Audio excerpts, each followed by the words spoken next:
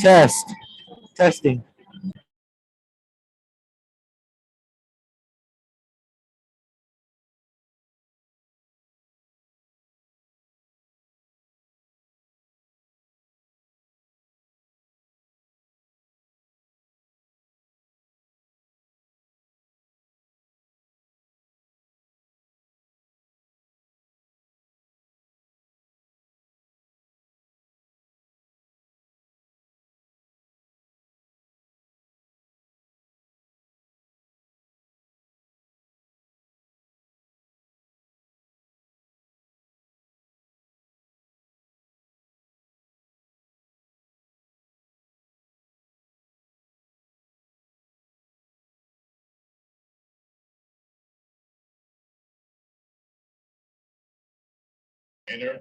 We are live from Davis, California for the biggest FCS matchup of the week between UC Davis and Eastern Washington. UC Davis ranking fourth, respectively, in the coaches' poll, and Eastern Washington ranking seventh. My name is Patrick Figueroa, and I'm joined by.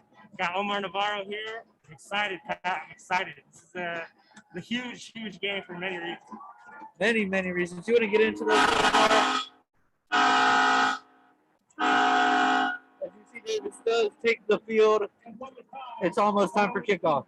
Absolutely. And with these two teams being ranked in the top 10 in the FCS, it's a really important matchup. Eastern Washington trying to avoid 3 straight losses. Lost last week against Montana State, then against Weaver State the week prior on a 2-game skid. Both teams probably have their playoffs, FCS playoff seed locked up. It's just a matter of whether they go for conference, they want to get a higher seed, get that first round bye, as always. So it's a huge game. It could also be previewing a future matchup, so it's definitely going to be something that both coaches are going to be considering. Maybe take some notes and put this film on repeat, because it's going to be if both teams keep this up, they could be meeting later. Absolutely. And I mean, in 2018, when these two teams played twice, they played once in Washington, and they played twice in Washington, one during the regular season, one during the playoffs. So it's definitely more than likely, especially the way the Big Sky is shaping up, there could be a lot of rivals that they're familiar with. Definitely. We'll be right back once kickoff starts. This is you're listening to football. You're listening to UC Davis football, brought to you by KDVS Sports. Got it.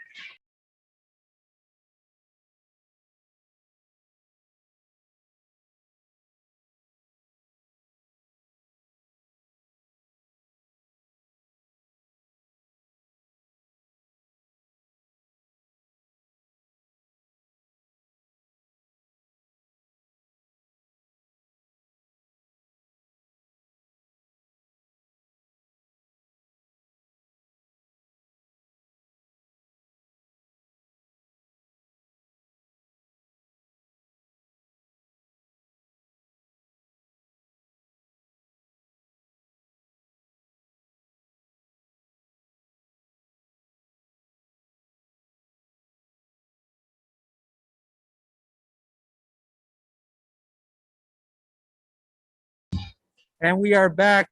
Daniel Whelan with the kickoff deep. As he was taken out of the end zone and get the Great return, great start. Yeah, going to take it all the way to the 30-yard line as the pile forms, and he's going to be down at the 30. That was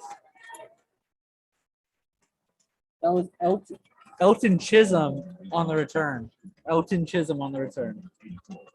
Nice start here, Eastern Washington, ball first. Let's see what they can do on offense. Their offense has been kind of slow recently.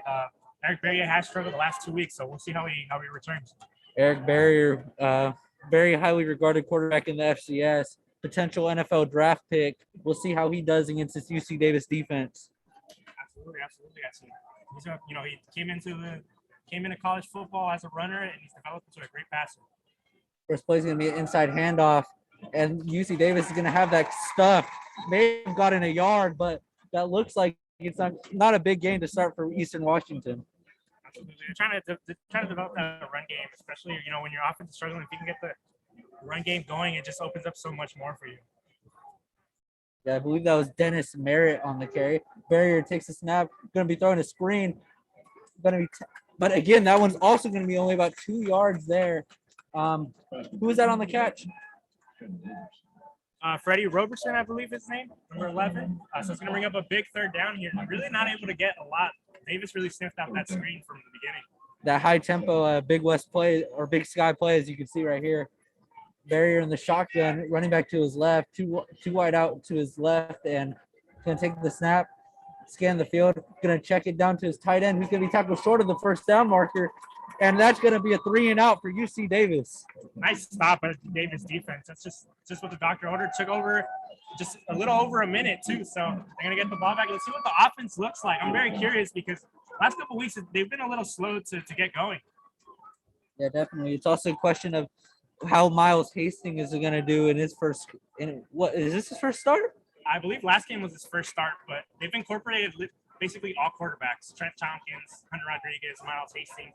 I believe Hastings will get the start, but a muff punt, or it was just a poorly punted ball by the punter. Just no hang time on it at all. What do we?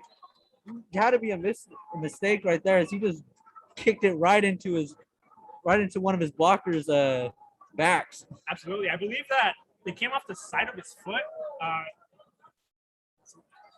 It came right off the side of his foot. Number 11 for UC Davis kick. So it's going to be first down Davis, but there was some pressure off the edge on the punter. I believe it just kind of came off the side of his foot. I'm waiting to see if maybe they have like a replay here, but yeah, it did not look pretty coming off.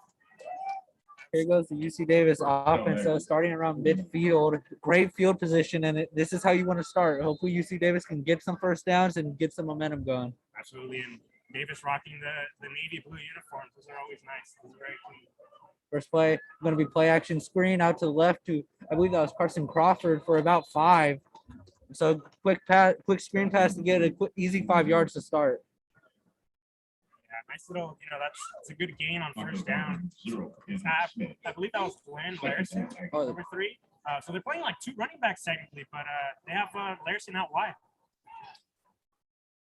Another handout from the shotgun, handoff to Gilliam, who gets to the outside edge and is going to get a first down about 6 yards, pushed out of bounds at the 39-yard line. Yeah, Gilliam's so explosive in the open field, and his offensive line really did him a favor there.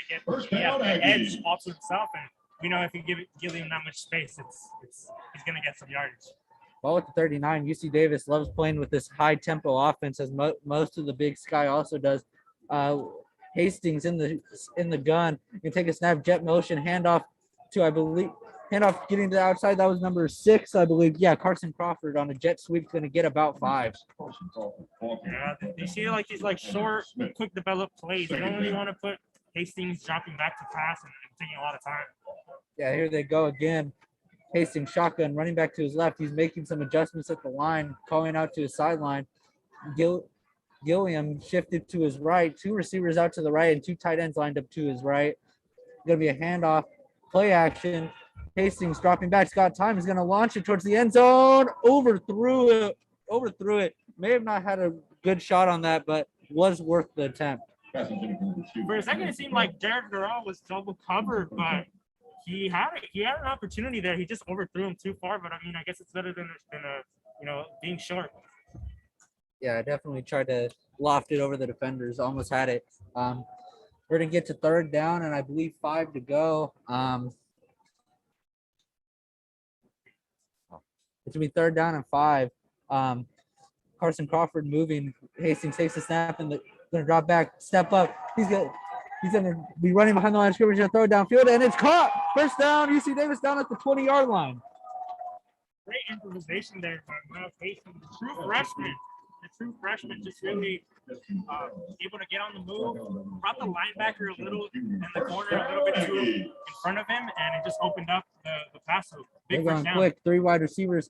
Gilliam to his left, motion the slot, handoff to Gilliam. Gilliam's going to run it down the middle and get about 2 or 3 yards on that, tackled after a quick gain. But overall, UC Davis is in the red zone now, and that is how you want to start your first drive. Definitely. And I mean, when you're in the red zone, especially against a team like Eastern Washington, you want to score points. Like, and not just, you want to go away with 7, not 3. Yeah, definitely. That'll dramatically help your odds of winning. Here goes Hastings, though. He's in the gun again with Gilliam to his right, 2 receivers out left, 1 right receiver out right, tight end to his right. Going to be a trick play. Handoff to Larison. Back to Hastings. Throws it to a wide open receiver. He's going to go. Is that a touchdown? They're going to call him out at the 1. Out at the 1. But a trick play there was a handoff to Lan Larison, who ran to the right, threw it back to Miles Hastings, who then hit the crossing route to get a big gain and get him down at the 1-yard line. Yeah, Larison threw it a little high, too. Hastings had to go up to get that one, but nice recovery. Yeah, they're down at the 1. Let's see what UC Davis is doing here. Hastings in the gun again. Going to be lined up in 12 personnel. Takes a snap, hand off to Gilliam. Or no, maybe Hastings kept it. I think he's in. Touchdown, UC. Is he? They're calling him short. Or they're calling him short. My bad.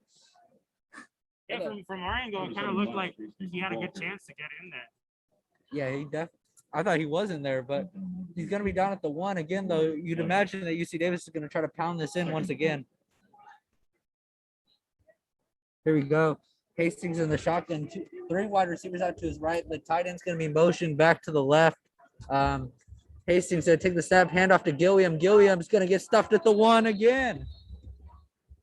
Eastern Washington having a little bit of a goal line stand here. Begs the question, is this 4 down territory? I would say, knowing Dan Hawkins, I definitely think this is 4 down territory if they can't get it in from the 1. I would think so too. Hopefully that's what they're thinking here. Here they go again. Hastings in shotgun. 2 tight ends, 2 wide receivers. Going to be a play action. Going to hit the receiver on a jet. He went on motion and they got him in the flat for a touchdown, UC Davis. There is a flag on the play. I'm really curious whether they'll call offensive pass interference on this one. That was Jared Harrell who brought in the touchdown catch. But let's I see don't know if they're going to get stand. the pick play. It looked like a pick play. I don't know if they're going to get him on that or a holding. Referee's having some discussion here. The band seems to think it's a touchdown, but we'll see what happens. They're waving off the flag. And it is a touchdown. It is a touchdown. UC Davis takes the early lead. First drive, first touchdown for the Aggies. Just couldn't write it up any better, Pat. I mean, from the whiffed kick to starting the ball literally at midfield, great play calling, and just like that on the board. Yep. That's exactly how you want to start. Take advantage of that mistake by Eastern Washington. The extra point is up and right down the middle. UC Davis takes a 7-0 lead. You're listening to UC Davis Football, brought to you by KDVS Sports. We'll be right back.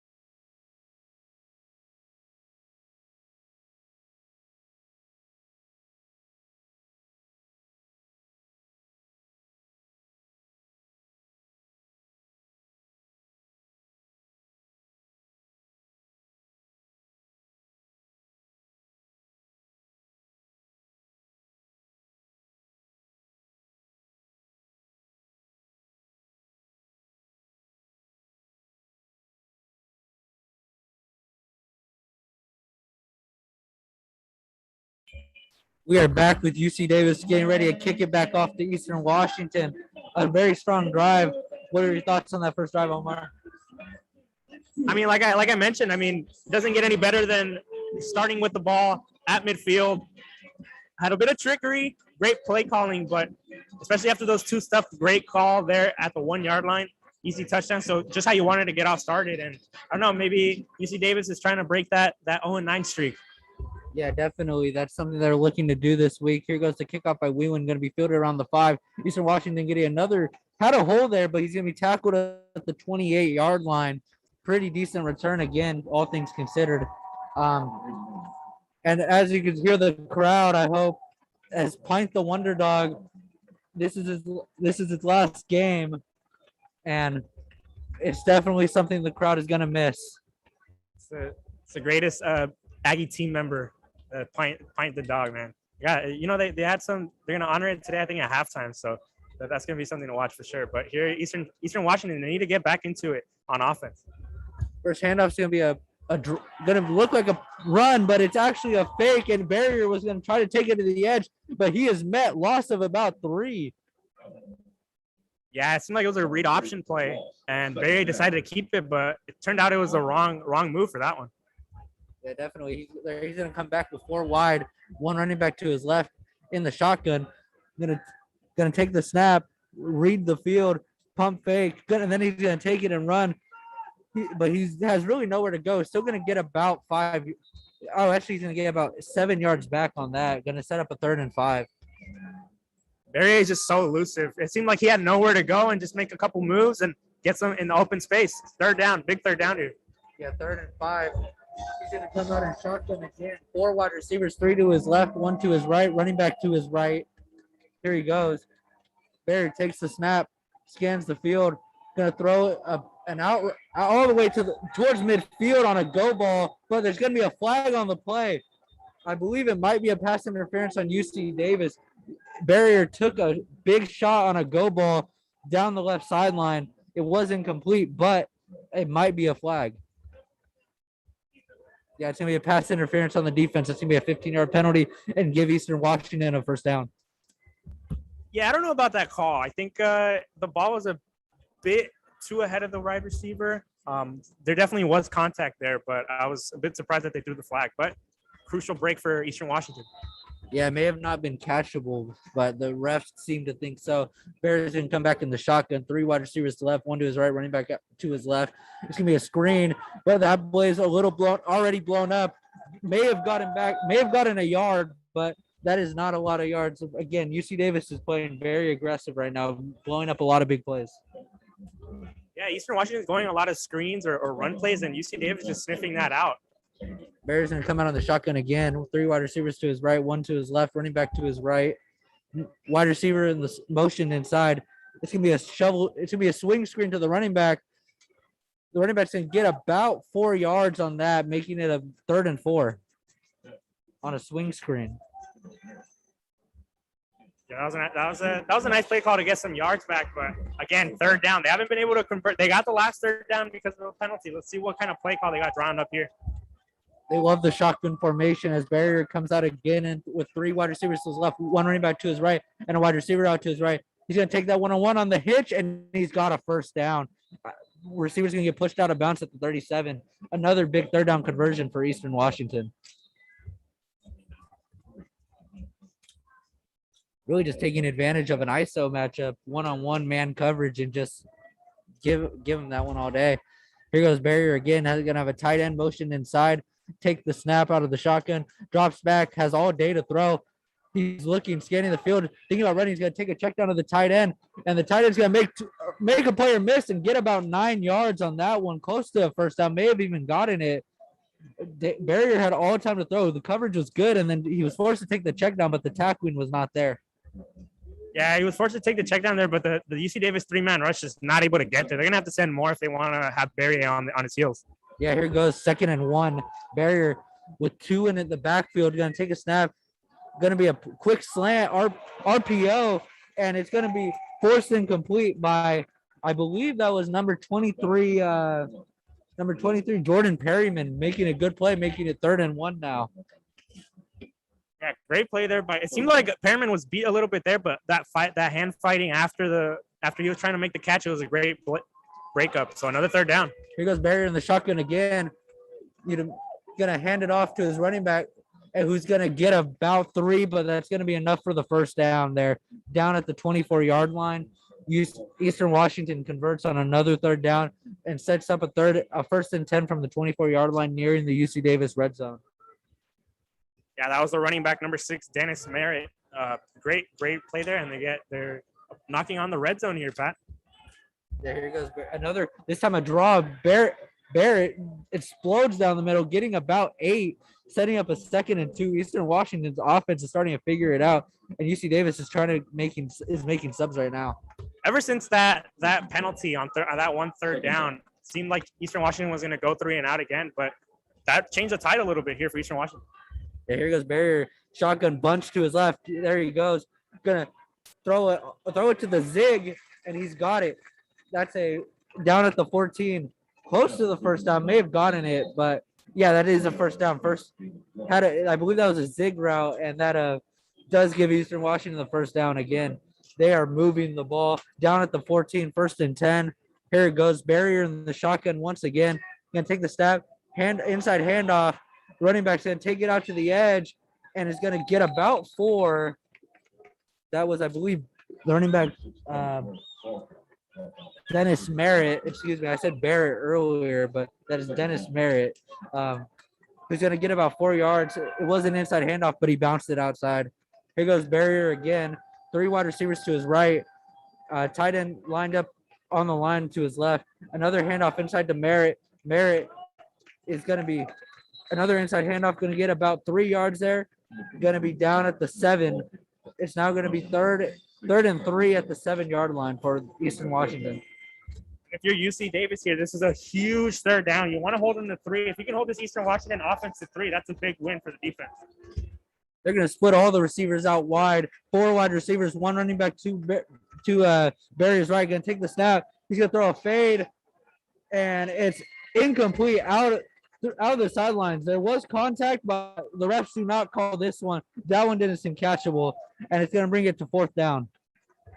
Yeah, I want to say that the receiver lost the ball. I don't know if he lost it in the lights or he just didn't really secure it, but he was looking across, like over his shoulder, unable to really find it. So big stop here for UC Davis as the field goal unit's coming on. That was a huge drive by Eastern Washington. It felt like they were going to score 7, but UC Davis comes away only giving up 3. And here goes the kick, and it is up, and it goes off the post. No good. UC Davis is going to come away giving up no points. Eastern Washington comes away with no points on that drive. Wow. Yeah, that did not look like a pretty kick at all. Off the foot, it came like a line drive. And, I mean, you would think that from – No, Seth Harrison. Yeah, you would think that maybe it was if you do remember, though, Eastern Washington did lose the game against Weber State because they missed the extra point. So, yeah, maybe kicking trouble is coming up again. So maybe it changes the decision-making a little bit when you get to near the red zone, near the goal line. Yeah, but the fact UC Davis, after that, what happened to their defense? Their defense got folded that drive, and they didn't give up any points. That's huge. You're listening to UC Davis football, brought to you by KDVS Sports. We'll be right back.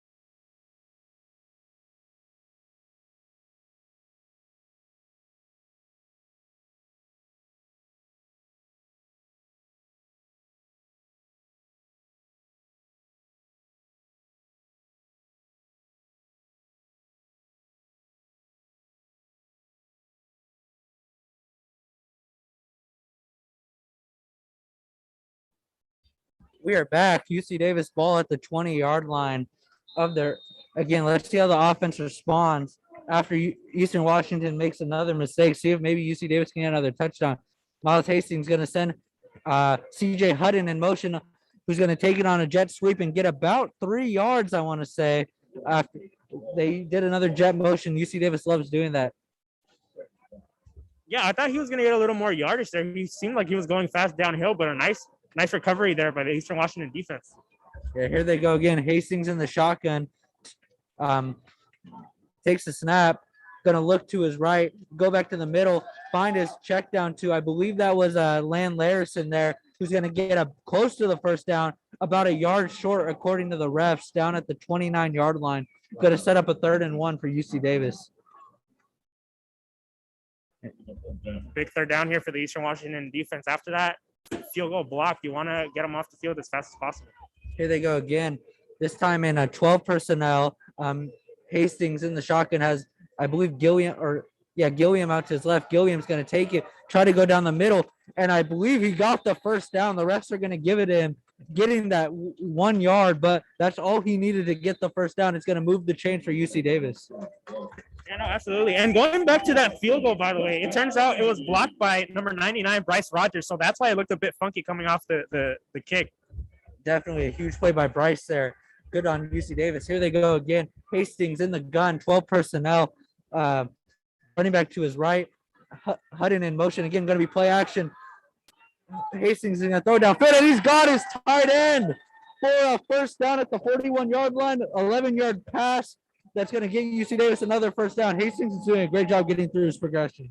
And McAllen Castles, number 87, the tight end, has become really one of the quarterback's favorite targets. I mean, they always say tight ends are the quarterback's best friend, right? They're always their safe target, and he was able to get open there and another first down.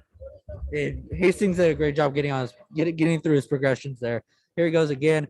Going to be he's going to be a keeper. Hastings is going to take it. It looked like it was a screen that got busted, so he just tried to take it himself, and he's going to get back to the line of scrimmage. He was on the ground for a second. I thought he might have been hurt, but he's not. He's getting back up. So Eastern Washington blows up a play there and going to set up a 2nd and 10. UC Davis calling out to the line of scrimmage, trying to make some substitutions. But yeah, this is taking a minute. Yeah, going at a much slower pace than they were really used to seeing for UC Davis. Approaching 2 minutes to go here in the first quarter. I mean, the drives have taken quite long. Here he goes. It's a handoff to Gilliam. Gilliam going to get to the edge, but get pulled down after about 3 yards, setting up a 3rd and 7. It seemed like UC Davis was a little confused there. They were calling out to the sidelines, trying to make some substitutions, and now it's setting up a 3rd and 7 after Gilliam gets about 3. Didn't really have much to work with there. Back-to-back plays there for UC Davis look a bit lost. I don't know if there's some miscommunication up front. Yeah, we'll have to see. Here goes Hastings from the gun. And take a snap. Going to be hitting. Had the receiver, but it was just missed him. Kind of underthrew him. And that's going to be 4th down as UC Davis comes on the field to punt. Yeah, it seemed like the wide receiver there, Jared Harrell and Hastings were a bit. I don't know if there was a miscommunication there. It seemed like Harrell had to break back to the quarterback a little sooner and just missed the timing. We do have a Daniel Whelan punt, though. He's wheeling and dealing. That's what he loves to do on these punts. Let's see if he can down him deep inside their own 20. There goes the punt. Good snap. And it's a boomer. Lots of hang time. Going to call a fair catch and around the 16-yard line. So Eastern Washington will start with the ball at their own 16 when we get back from this break. You're listening to UC Davis football, brought to you by KDVS Sports.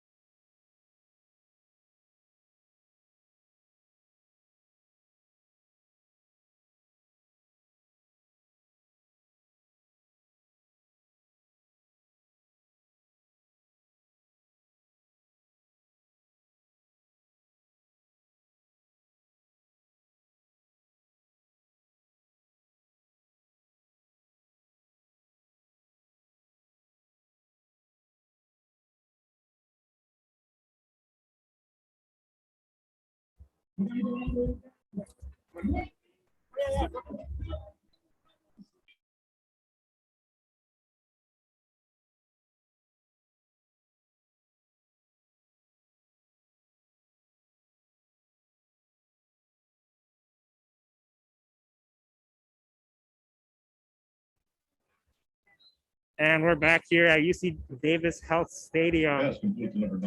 Patrick, they got the first play, got a couple of yards, good gain there. It's going to be second down.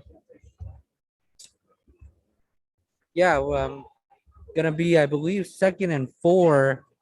Or wait, no, they got a first. Wait, what the? Did they mark it? Like, sorry, the scoreboard was saying 1st and 10, and I don't believe that was. Now it's gonna be 1st and 10 after that play. It's sorry for that. Was doing something there. Here goes Barrier though in the shotgun. 2 receivers out to his left, running back to his left. Gonna send the wide receiver from the right in motion. Gonna be, and it's gonna be it was gonna be a swing screen to the wide receiver who was in motion, but Barrier could just kind of threw it into the dirt, setting up a 2nd and 10. Yeah, you can see Barry there put his hands up in the air and like to sense like a frustration a little bit there. Seems like he's a bit frustrated there at the line. Here he goes again in the shotgun. 3 wide receivers, 1 tight end, running back to his right. Going to take the snap, play action. Going to be looking and was going to throw an out route to his receiver who was open, but the receiver had tripped, setting up a 3rd and 10 for Eastern Washington. Yeah, Freddie Roberson either tripped. I don't know what happened there, but he fell down, unable to regain his footing, and another 3rd down. So just a small errors here for Eastern Washington. Definitely be something they have to clean up in the second, or very soon, actually. Here goes Barrier, 3 wide receivers to his left. He's going to take the snap, and I believe that is going to be a false start on Eastern Washington. The play was blown dead right before it started. So, or the refs just weren't ready. We'll see what it was. Yeah, they did throw a flag. Oh yeah, so it was a false start.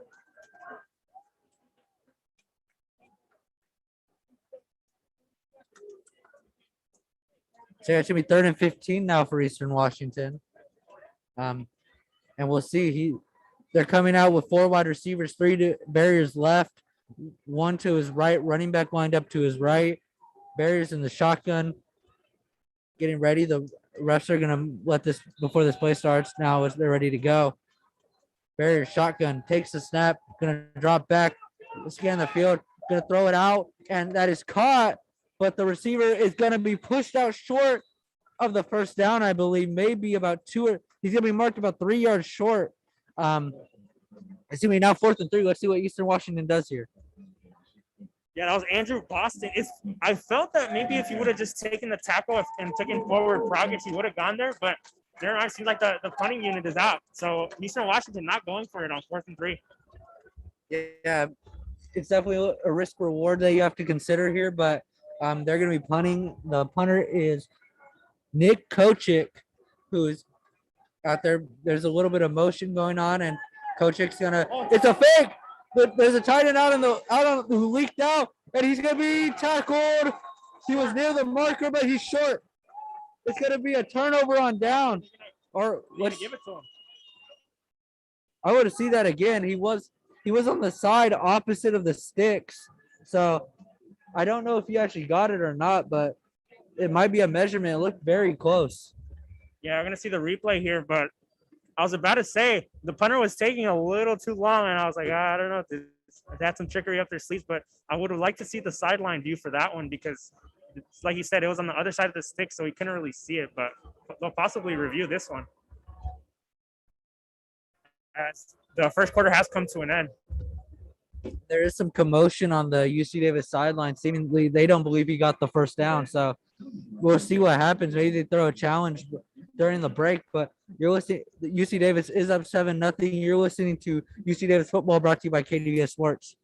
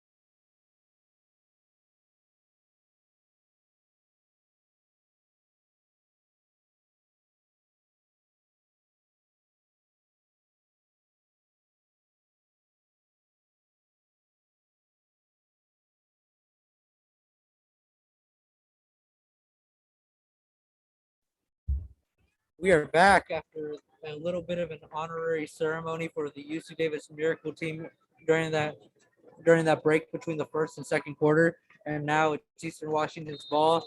I believe UC Davis didn't challenge it, but so it's gonna be Eastern Washington's ball at the 40-yard line of UC Davis.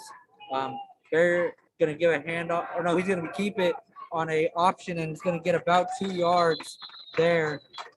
Had 3 players in the backfield along with Barrier, and they ran an option, and he only gets 2.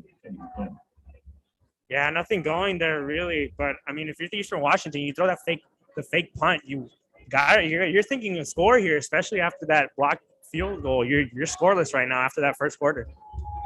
It's gonna be huge that they get points. Barrier back in the shotgun, 3 wide receivers, 1 running back, and 1 tight end. Gonna take the snap, gonna throw it to the sideline, and he's got a player wide open, and he's gonna take it all the way to the 20 of UC Davis. Of UC Davis. Big gain there. That was number 11. Freddie Roberson got free there on the sideline. I think he beat his man. He hit him with a quick move, and he able to beat his man. So big play for Eastern Washington. They're now at the 20, 1st and 10. Barrier gonna take a slant, and he's got another receiver wide open who's gonna be dragged down at the 5-yard line. Another big play for Eastern Washington. They're now having 1st and goal at UC Davis's 5. That was number 1, Talol Limu Jones, who absolutely destroyed the Aggies during the spring game back in April. Here goes Eastern Washington. 1st and goal from the 5. Barrier in the shotgun. Flashing, going to take that goal line fade again. It was incomplete. Looked like it might have been almost hauled in, but it's going to be an incomplete. And 2nd and goal from the 5. Who's your favorite play there, Pat? The fade. I love that play, of course. Patrick, big fan of the goal line fade. Greatest play ever. But, yeah, like Eastern Washington taking that 50-50 ball there, trying to maybe get a touchdown. And here they go again, Eastern Washington. 3 wide receivers, all of them lined out to the left. Tight end, going to be a handoff to the running back, and he's going to try to bounce to the edge, but UC Davis is there. Going to stop him. May have gotten a yard, but a big-time stop, forcing a 3rd and goal from the 4. I mean, you got to think 4-down territory here, right? If you're Eastern Washington, you got to get 7, tie this game up, regardless of what happens on 3rd down. You're 4 yards out. Yeah, let's see here. Barrier is going to be lined up in the pistol, I believe. And there's going to be a flag on the, or may have been a timeout, actually. Yeah, going to be a timeout, Eastern Washington. And we'll see what happens. They know this is a big 3rd down, and they know that they have to score 7. So let's see. We'll be right back after this timeout.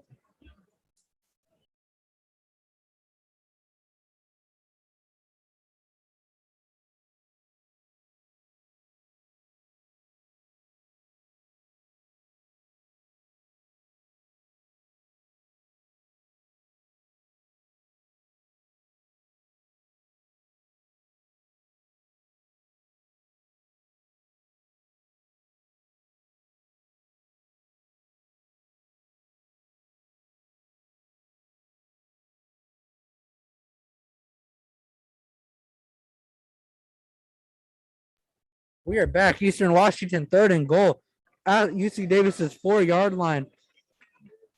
Barrier comes out in the pistol again. 3 wide receivers right. The running backs get motioned out to the left. The lineup wide. Barrier's empty. He's going to take the snap. Look, he's got his running back on a hitch, and touchdown Eastern Washington. I believe the corner may have thought it was a slant, but he just stopped and hit a hitch, and easy touchdown. Barrier makes the throw. Eastern Washington scores 6. Let's see if they can tie this game up. Yeah, nice drive there by Eastern Washington. I mean, after that big play, you felt like, regardless of what happened, it had to be 4-down territory. And this extra point, which is not a given, but we'll see what happens here. But just like that, Eastern Washington finally gets on the board. With the fake punt and then that shot play that they got, it makes it a much closer game. And the field goal is no good. It was wide left.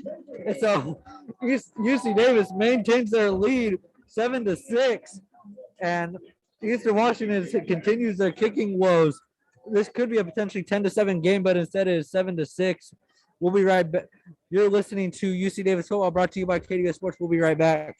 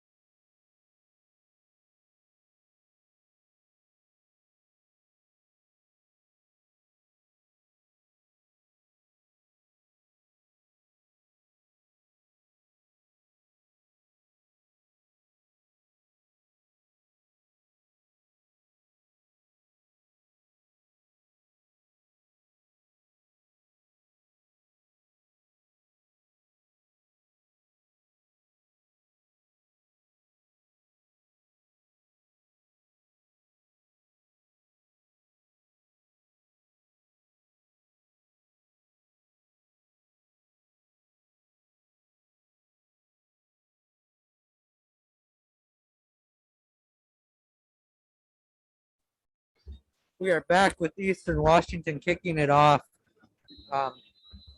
After scoring a touchdown but missing the PAT, it's a 7-6 game.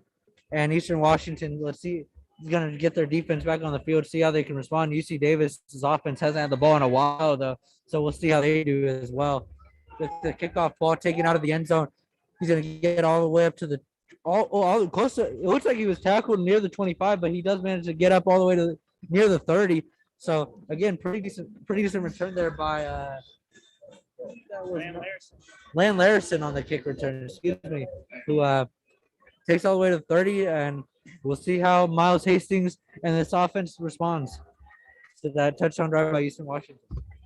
I mean, Davis, we're 13-10 left in the second quarter. They haven't really had much of the ball, right? They had their touchdown drive, and they had another drive that was fairly quick, but Eastern Washington has controlled time of possession so far. Yeah, definitely. Let's see if they can get their own long drive here. As they're starting, Miles Hastings is in the gun. 3 wide receivers, Hutton sent in motion. Takes the snap. It's going to be Hastings rolls out to his right, going to throw it downfield, and may have been intercepted. Seems like it was close to being intercepted, but right before the ball got there, Larison smartly pushed the defensive back out of bounds. So close one there. He underthrew him. Yeah, Lane Larison was lined up wide out there, ran an out. Hastings tries to get him on it, but underthrew it and almost picked. Here it goes again. Going to be a handoff down the middle to, I believe, Gilliam. And Gilliam's going to be tackled after about 2 yards. Or no, that was Lane Larison, excuse me, who got 2 yards. He's going to be setting up a 3rd and 8 from the 32-yard line for UC Davis. Yeah, huge third down here. I mean, the offense really needs to get going. They haven't really shown much since that first drive. Yeah, here he goes. Hastings in the shotgun. 3 wide receivers, 1 running back to his left, a tight end lined up on the line to his right. He's going to send, I believe, number 2, Jared Harrell in motion, takes the snap, going to roll out to his right. He's got a receiver near the first down marker. Let's see if they give him forward progress as he did slide. That was CJ Hutton, I believe. He was very, or did they? Oh no, they are calling it. They're gonna call him short of the sticks, about a yard short. Fourth and 1. Yeah, 4th and 1, and UC Davis's offense is still on the field. Interesting decision here to go for it. Are they actually going to go for it or try to get him out offside? Hastings is in the shotgun. They're closing everyone real close. You see they're going for, it's a snap to, I believe, Gilliam. Wait, where the hell is the ball? That was a handoff to Hutton. It was a bit of like a misdirection a lot. They play action to 3 different players and ended up with Hutton, but big first down there and big decision to go for it in your own territory.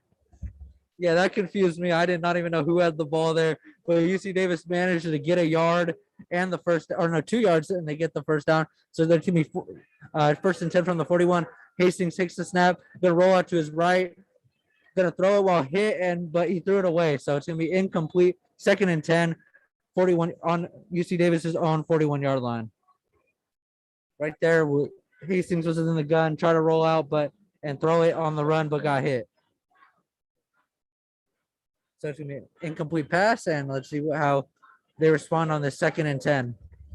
And Deborah McLean there, the defensive lineman from Eastern Washington, got pressure. They're starting to get Hastings on his toe and making him roll out of the pocket a lot. Here they go. Sends a man in motion. Hastings takes the snap from the gun. Going to drop back, gets hit again, and just going to throw it away. Once again, 3rd and 10. Another pressure that creates an incompletion there by Eastern Washington, setting up a 3rd and 10 from the 40 for UC Davis. Let's see if they could get something here. After 2 incomplete passes, I can't imagine what they're going to be doing. Yeah, and as I mentioned, I mean, they're starting to get a little, whether they bring in pressure, only bringing 4, they're starting to get to Hastings a little bit. Hastings took a big hit there, and as we see our first Team Magic sighting, Trent Tompkins in the game. This is their response after 2 incomplete passes from Hastings. They bring in Trent Tompkins and an empty. He's in the empty, takes the snap. Here he's going to go. He's going to roll out to his left. He's rolling around the backfield, making a miss. Going to throw it back to the midfield across his body, but it hits the dirt. Intended for Gilliam there. He was open, but it's a very tough throw to make there. I mean, but again, that is a tough way to go out. UC Davis brings out the punting team. And I mean, Trent Tompkins was like kind of deciding like, should I try to beat my man right there, like one-on-one? He decided to throw it, but like you mentioned, not an easy throw to make whatsoever. But I do expect Trent Tompkins to be in the game a little more now, and as we continue. Yeah, they will maybe try to switch it up, and Daniel Whelan sends another booming kick all the way to the end zone, and bounced at the 4 and then bounced into the end zone. When we come back, Eastern Washington will have the ball from their own 20-yard line. You're listening to UC Davis football, brought to you by KDVS Sports.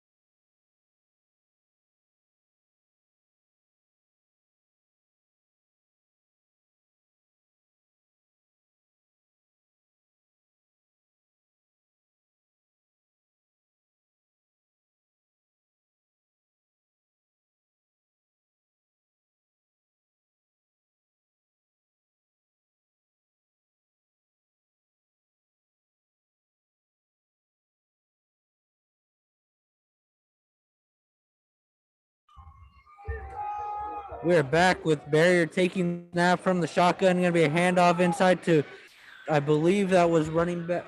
Tamari Pierce. Tamari Pierce, right? Tamari Pierce, a little bit of a power back, getting about 5 yards there. 4 yards there.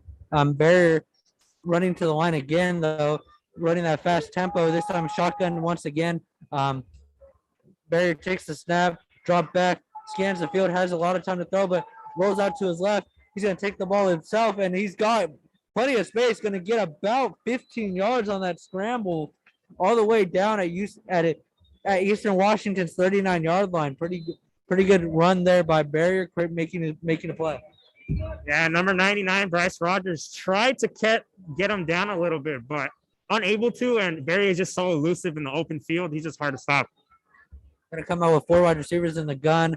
Barrier play action. He's going to take a 50-50 ball down the sideline, and beautiful back shoulder adjustment by Eastern Washington. It's going to be caught at UC Davis's 35-yard line. Another big play for Eastern Washington. Yeah, that was Andrew Boston once again making his appearance felt as Eastern Washington has a little something going here as we approach 10 minutes to go in the half. Very tough catch there. Great adjustment by him. Play action going to be a screen out to number, I believe, out to Eastern Washington. Going to get about 4 yards there on a play action screen. And nice gain by Eastern Washington to start. That was number 89, the wide receiver, Efton Chisholm, the third. Efton Chisholm, the third. Another shotgun snap, bunch out to his left. Barrier drops back, scans the field, Gonna throw it. Intercepted by UC. Oh, no, what? He intercepted it, but then he dropped it They're to. calling it interception. They're calling it interception. It was intercepted by UC Davis, but it also looked like it may have bounced out of his hands into Eastern Washington's hands. But it is going to be rolled. He was going to be rolled down, and that's an interception for UC Davis. Yeah, and number 23, Jordan Perriman, he jumped the route really well. He really the ball was a bit underthrown, and I don't know. They're showing the replay. They're reviewing it, and it seemed like Jordan Perriman had it, fell to the ground, but bobbled it as he was down. So I don't know what the call would be there because the ball didn't never touch the ground. So maybe down for Eastern Washington. If they call the play dead, Eastern Washington would take over from where the catch was made. But it seemed like if you look at the replay there, Brad, I think he kind of bobbled it as he went to the ground. And in college, once you get to the ground, it's down. So I don't know. Really confused at what the call is here. This is a crazy play, and I feel for the refs who are going to have to make a decision here because I am like so confused, and I just want to see this replay one more time. Did he have control when he hit the ground originally? Maybe that's like because in college you do once you hit the ground you are rolled down. So, but if he didn't have control, that ball may still be alive, and we'll see. Huge call here. Can really change the game here. Either Eastern Washington is driving, getting close to a touchdown. We have the ref still talking on his headset, but it's a huge play as he's going to take off his headset. And here you go. Let's see what the announcement is.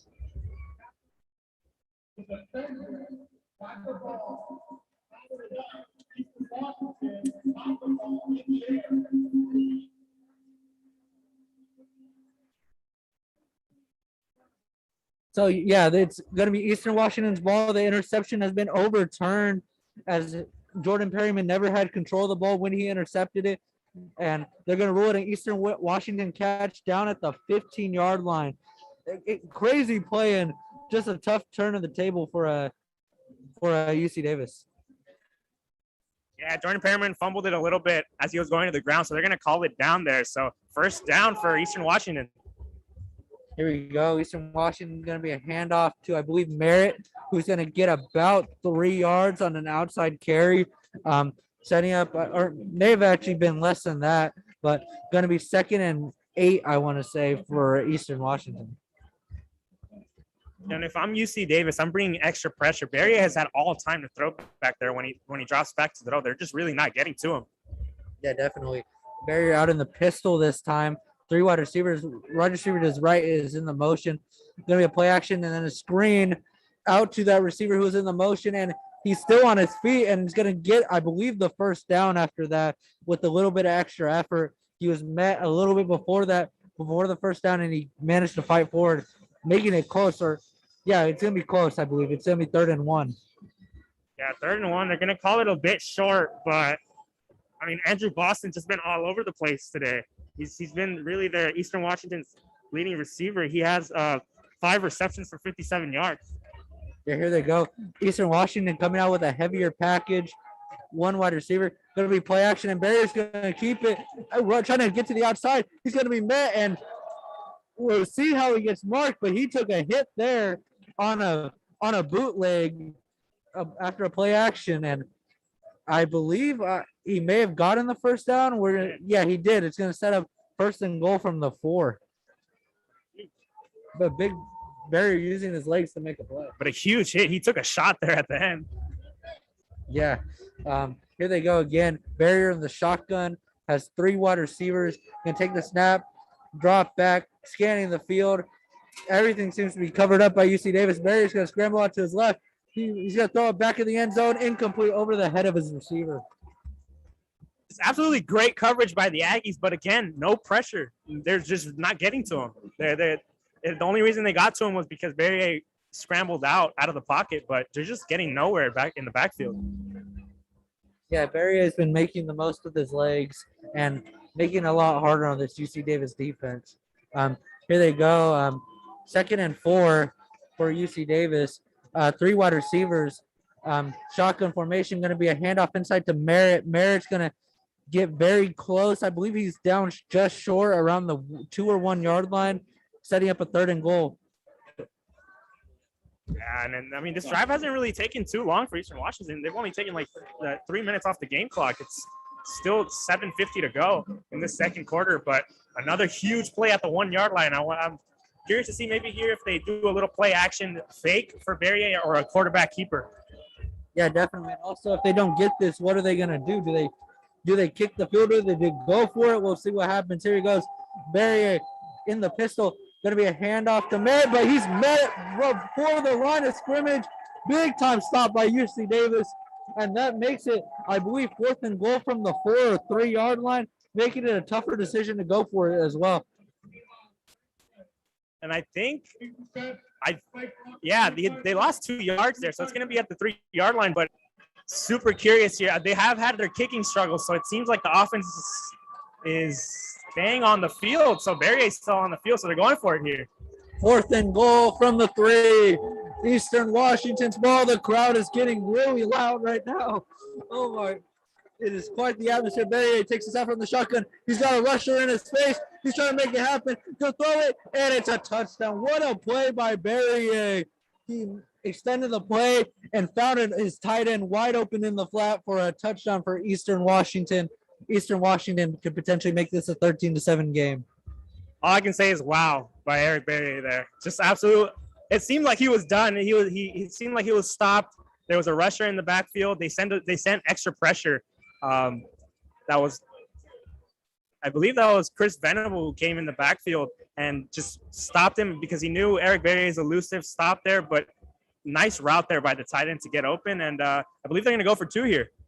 Yeah, great improv by Barrier, and what looked like a play that was going to be dead. UC Davis could have felt that would have been a huge for UC Davis, but here goes the 2-point conversion. Barrier is by himself rolling out to his right. He's going to throw a fade, and oh my God, he caught that and just threw it at the ref. That is a 2-point conversion for Eastern Washington, and that receiver just pimped that one. There's nothing else to say. He mossed him. He took it over his head too. Like in front, it was in behind the defensive back, reached right over him, took it, and Eastern Washington is rolling right now. I mean, that is a momentum shifter right there. You're listening. The score is Eastern Washington 14, UC Davis 7. You're listening to UC Davis football, brought to you by KWS Sports.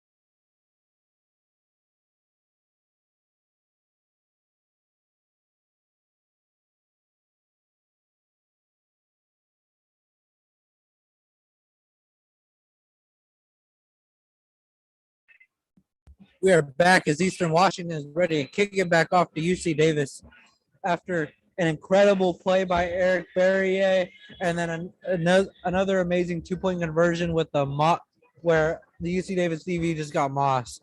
No other way to put it. Here goes the kickoff. This will be Larison taking it from about the 5. Going to try to take it out to the left. He may have got on the sideline, and he's got a little bit of space. Going to get pushed out around the 25-yard line. And let's see how UC Davis responds here. Their offense has gone a little stagnant lately. And Eastern Washington is currently dominating the time of possession. This is the time where you got to put a drive together.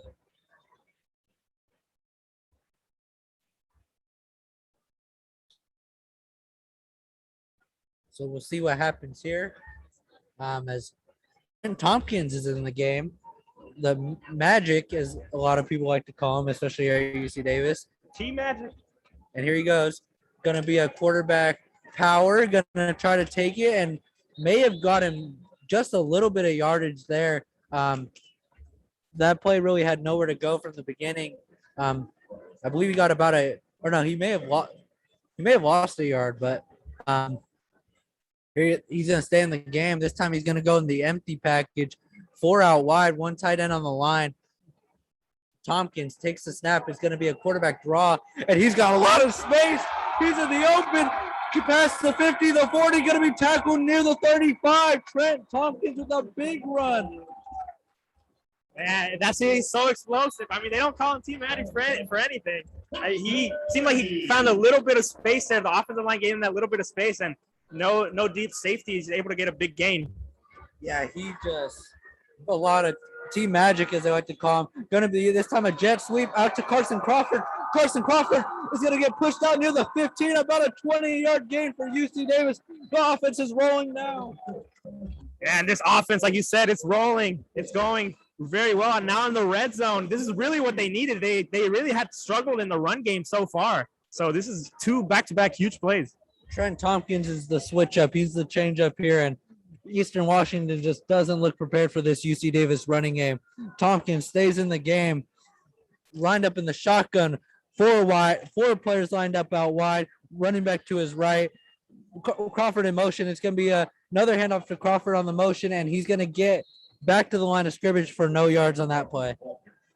I want to say it was a bit of like a triple option. It seemed like once Crawford got the handoff, he could have pitched it back to Gonzalo Gilliam, decided to keep it and got a minimal gain here. But you got to be thinking touchdown if you're Davis.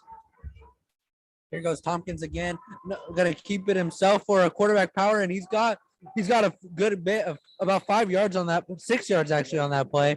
Going to be down at the 9-yard line of Eastern Washington for 3rd and 5. Yeah, so it was a 5-yard gain there by Trent Tompkins on the quarterback keeper, and it's going to set up a 3rd and 5 from Eastern Washington's 9. UC Davis, let's see what they do here. Tompkins still in the game. 3 wide receivers out to his left. Going to in the shotgun with Gilliam to his right. Gilliam's going to be sent out to the left on a swing. Tompkins keeps it. He's going to take it. He's got a touchdown. Touchdown UC Davis. I believe he was able to extend across the line. It was a quarterback keeper, and there's a flag on the play. But if it's on Eastern Washington, that's a touchdown.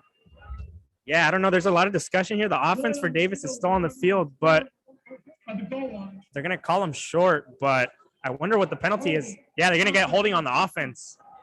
So huge play just wiped away. So they're going to replay 3rd down here. That looked like a touchdown. Tompkins really was able to create some yardage there, but all for none as the holding did get called. Yeah, but again, let's see how UC Davis try. Do you think Hastings comes in the game here, or are they going to keep Tompkins? Oh, it depends. I think you got to bring back Hastings. I think this is more of a running situation than anything else.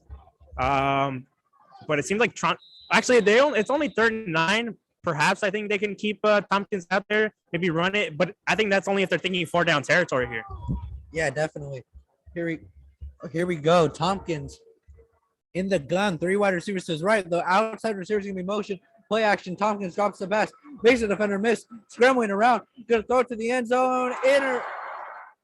May have been incomplete. It looked like it may have been jumped by the DB, but it's going to be ruled incomplete. It may have been a battle for the ball right there. UC Davis is going to bring out their field goal unit, though. And I mean, man, that was just it was a great play by the defensive back, though. It seemed like Gilliam, I believe Gilliam was the intended target. He had his hands on it, but great play by the defensive back from Eastern Washington. So Isaiah Gomez here to attempt the field goal. Should be about, I want to say about 29 yards. 29-yarder, yeah, for Gomez. We'll see how he goes. The snap is good. The hold is good, and the field goal is good, making it 14-10 for UC Davis. So yeah, Eastern Washington up 14-10 on UC Davis. This is UC Davis football, brought to you by KDBS Sports.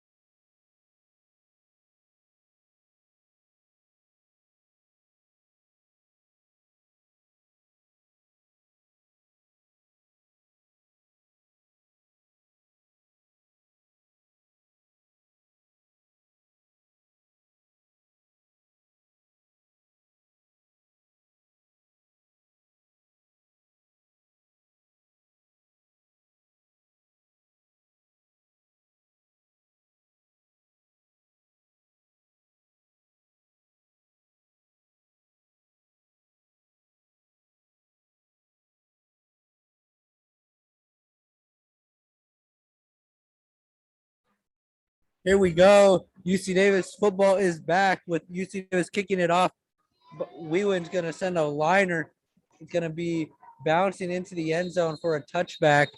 And Eastern Washington is going to be starting the ball at their own 25-yard line. Let's see how they do. And there goes Half Pint again. Pint the Wonder Dog getting the tee once again for UC Davis. Last game. Always going to be something I miss seeing as a student. No, definitely, absolutely. It's one of the long traditions here at Davis. But I mean, as we had 4:17 left here in this half, UC Davis does get the ball to start the half, to start the second half. So you got to think if you're them, trying to get a stop here, or at least just force no points.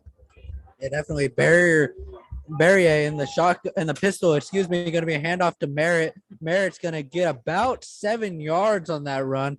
Pretty good run to start for coming out of the pistol. It was a power run to the right, and Merritt gets good yardage to start the drive. Here we go again. As I like to say, the big sky plays very fast. So honestly, all across the FCS, they play really fast. So they're already to the line. Barrier in the shotgun. Going to take the snap, drop back to pass, scanning the field, moves around, scrambles, rolls out to his right. I think he's going to take it and run, and there he goes. He's cutting across the other side of the field. still on his feet around the 50, and he's going to be dragged down near the 50-yard line. I believe that going to be down at the 48 of Eastern Washington's 48. So yeah, big run by Berrier. And Davis brought extra pressure. They brought a defensive back inside, still unable to really get anything going. And that's going to be a problem. And they also don't have a quarterback spy out there either. So maybe if that's one of the second half adjustments that Coach Hawkins might add. Yeah, definitely. Berrier continues to use his legs extremely well. That's killing UC Davis. Here he goes. Two backs, and we play action. Going to throw it in the flat to one of his running back. The Merritt makes a miss and is going to get close to the first down. Maybe even gotten it. Yeah, he does get the first down.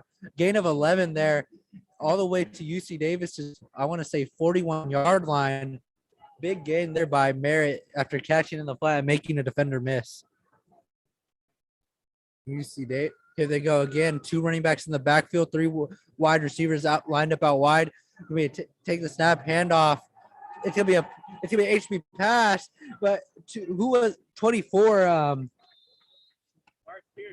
To Mark Pierce. Excuse me, the other running back. It was a handoff. He was good. He was considered throwing it, but had nothing downfield, so he just took it and got about a yard.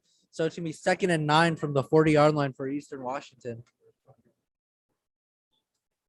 Here he goes again. Berrier in the shotgun. Merritt to his right in the backfield. Gonna take the snap, drop back. Gonna throw, has the receiver. It was looked kind of like a floater there, incomplete by Berrier. Wanted to throw it to the hitch which is about 5 yards down the field, but came up a little short there. Setting up a 3rd and 9 from the 40-yard line. And for UC Davis, you need a stop here. 3rd and 8. You get the ball to start the half, and with almost 2 minutes to play, this is a must stop for them. Yeah, here he goes. Berrier in the empty 5 wide. Takes the snap. Drops back, got time to throw. Going to throw it to the out route, and it's broken up by UC Davis. Going to be forcing a 4th down, potentially a punt from the 40. Let's see how Eastern Washington goes for it. Or no, they're bringing out the punting unit. So UC Davis makes up a big stop there. Great pass breakup there, too. Yeah, that was number 10, Jalen White, with the pass breakup. It seemed like the wide receiver that was the wide receiver had a break on it, but great play there by Jalen White. It's forcing a punt. I thought maybe they would have gone for it, but I mean, you don't want to risk it with 2 minutes to go. You want to pin UC Davis deep and, I mean, just make them go the length of the field here before the half. Yeah, if they could pin him here, that'd be huge for Eastern Washington. There goes a punt. So it does seem like that may work out as the ball gets a good backspin, and it's going to be down at the 5.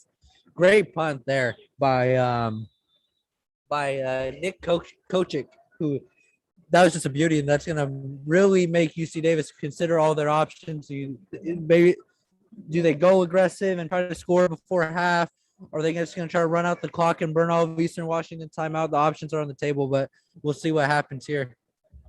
And with Eastern Washington, only 2 timeouts. So, I mean, I wouldn't be surprised to see, them go be aggressive because Coach Dan Hawkins is like that.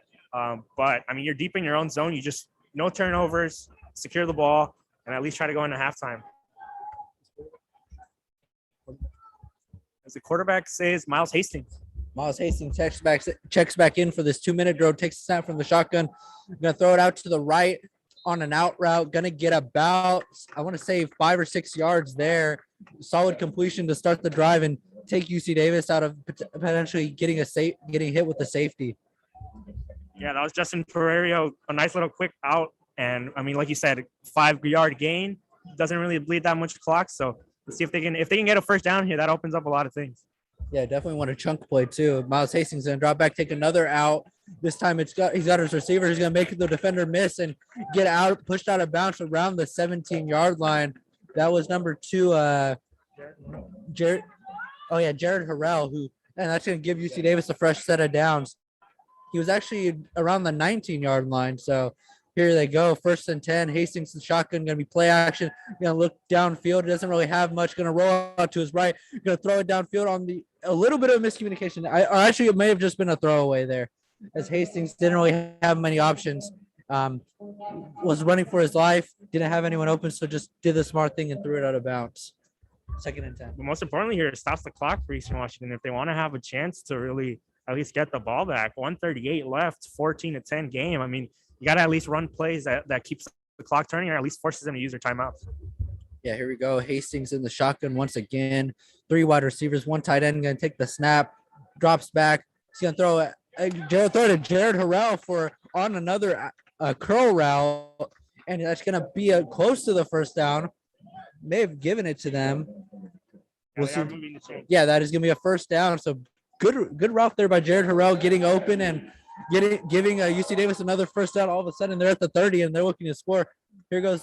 They're going quick handoff to Gilliam. Gilliam's going to try to get to the edge, but he's stopped for maybe only got a yard there down at the 31, setting up a 2nd and 9.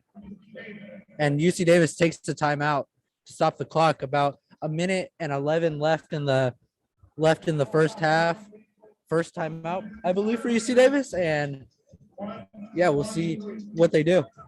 Yeah, and I mean, you got to think at least get into field goal range. Isaiah Gomez does have a leg, a solid leg, so he can definitely make something happen. But I mean, when you look at the stats right now, Eastern Washington 263 yards of offense to UC Davis only 177. So they've been really controlling there. But I mean, like we've talked about, right? They missed that field goal. They missed the field goal. The whiffed punt by Eastern Washington is just really giving Davis favorable field position. And I mean, to score more points here, they're gonna have to go try to get at least to the 30-yard line. Yeah, here we go. Hastings back in the gun, gonna send Harrell in motion off the opposite side. Take a snap, rolling out to his right, gonna hit Harrell in the flat. He's gonna get maybe 3, probably only 2 yards there, setting up a 3rd and 7.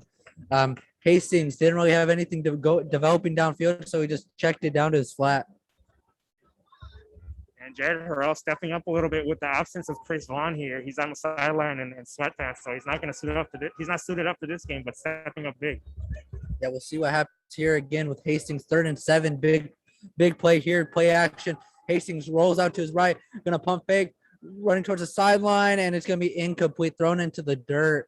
And that's going to force a 4th down, and UC Davis is probably going to be bringing out their punting unit. So after getting a few first downs, UC Davis seemed to have something going potentially, but just like that, they can't really get the ball moving on that set of downs. Yeah, and I think now more than ever, you need just an absolute bomb from Dan Whelan to at least pin them back and erase any thoughts of them trying to have a score. It's still a minute left. Yeah, here goes Whelan, gonna take the punt, and it's another one with pretty decent hang time, but this maybe. Yeah, great hang time, and it's going to bounce. Fielded by the Eastern Washington returner, but he's going to be tackled immediately at the 22-yard line. It fell short of the returner, bounced right to his hands, and the returner, instead of letting it go past him and potentially pin him deeper, he's going to do the smart thing, take the punt, and just go down immediately, giving Eastern Washington better field position at the 22-yard line. Well, it is a smart play to, field it. It is a little bit dangerous too, because he caught it off the bounce. And, every time a football bounces, it's really difficult to kind of pinpoint where it's going to go. It could really bounce off. So I don't know here. You got 55 seconds left. 55 seconds left, 2 timeouts for Eric Berry. Let's see what he can do here. Yeah, he's going to come out with 4 wide receivers, running back to his left, take the snap, play action, going to drop back, going to throw it deep down the field, and just sort of missed his receiver there. It seemed like the receiver stopped, and Barry expected him to keep going downfield. It was another shot, trying to get a big play to start the drive, and it's going to fall incomplete. But Eastern Washington already hurrying to the line with the next play call in mind. Barry in the shotgun, 3 wide receivers, running back out to his left. Gonna take the snap. It's a handoff to Merritt. Merritt's got it. He has a hole. He's going to get in the open field. Going to get a first down. Gain of 10 there for Merritt. May have had some more, but was tackled in the open field there. So it's a first down for Eastern Washington as they're continuing the hurry up, no huddle offense. Quick to the line. Barrier in the shotgun. Going to take the snap. Play action. Going to be a screen. Or actually, he was ruled short of the first down. That's going to get him the first down now, though, after a gain of 3 on that quick jailbreak screen there. And of course, college rules. Time does stop after you get a first down, but it seems like Eastern Washington's going to call a timeout anyway. So 27 seconds left. I mean, I'm still surprised actually that Davis is playing only 1 safety high, and they're really not playing too deep, specifically after what we've seen, that Eastern Washington is not scared to take the deep shot at all. It could also be that the fear of Barrier using his legs and giving them a running down that's going to help them. Giving the Eastern Washington shown they're willing to take the runs when they have them, so that could also be in play. The Barrier's legs and the way Merritt's running the ball has definitely affected how UC Davis is playing defense. So we'll see what happens here as Eastern Washington has the ball at their own 36-yard line with 29 seconds to go. I believe they've used 2 of their timeouts, and they're coming back onto the field ready. Barrier's in the shotgun, got 3 wide receivers running back out to his right. Barrier's going to take the snap, drop back to throw, reading the field. He's got a lot of time, but he's going to be dragged to the ground, and that was some pressure there finally by UC Davis. Misses his receiver who was trying to come back to the ball and forcing an incompletion there. So great job by UC Davis finally getting some pressure on Barrier. And that was Nick Eaton coming off the edge, really got some pressure on him, much needed pressure because Barrier kind of had a little bit of time and he was forced to throw an errant ball. So second down. There he goes, Barrier in the gun again. 3 wide receivers, gonna take the snap, play action, drop back. He's got time to throw. He's gonna throw it down the middle to one of his receivers. He's gonna get upfield for about a few extra yards. Gonna be tackled and pushed forward to gonna be marked down at the 50. So first down, Eastern Washington there. Eastern Washington's hurrying up, knowing like they've got to get going. The play does stop until they're set. So here they go. And I believe there may have been I don't know if the referees weren't set or if there's a flag on the play there. We'll see. No, it seemed like a Barrier was trying to get the snap off while the substitutions were coming off to get too many men on the field. But pull one of those classic, we see from veteran quarterbacks in the NFL when they're substitutions and try to get the snap, but instead he spikes the ball and it's second down. Oh, so okay. I didn't know if he threw that down in frustration or not, but that was a spike. So he's going to come back in the shotgun. 4 wide receivers drop back, looking, scanning the field. Going to throw it down the middle again, and it's incomplete, just bouncing off his receiver's hands. Was a dangerous throw down the middle that was tightly covered and would have required quite an acrobatic catch for it to be complete, but it's going to set up a 3rd and 10 from the 50. And that was number 11 again, Freddie Roberson, 5 receptions, 73 yards, and a touchdown. So that was his 10th target by Eric Barrier. So Eric Barrier loves going to him. Yeah, definitely in a situation like this. UC Davis, it's going to be a timeout. Eastern Washington is going to burn their last timeout, which with 5 seconds, it's not a big deal. Again, it's most likely that this is going to be the last play of the half. Probably going to be a Hail Mary shot before halftime. They're at the 50, so Barrier definitely has the arm to make this throw from here. UC Davis is going to be playing that prevent, though, so we'll see what happens. Maybe a little bit of a climactic finish to the half. I don't know if you saw the video, but there was this one video of, I believe it was South Dakota versus South Dakota State earlier. Or no, was it South Dakota? South Dakota State going against one of their rivals, and it seemed it was a Hail Mary to end the game. And they got it. It was a Hail Mary to win the game. So hopefully, if you're UC Davis, you're going to play everyone back. But there's also still the option of maybe a slant up the middle and maybe some laterals. We've seen that as well. Yes, so all options are on the table. And that FCS, you never know with the FCS, man. All the craziest stuff happens here in college football, especially in the FCS. So here we go. Barrier checks into the game. He's got 3 wide receivers lined up out wide in a bunch to his right.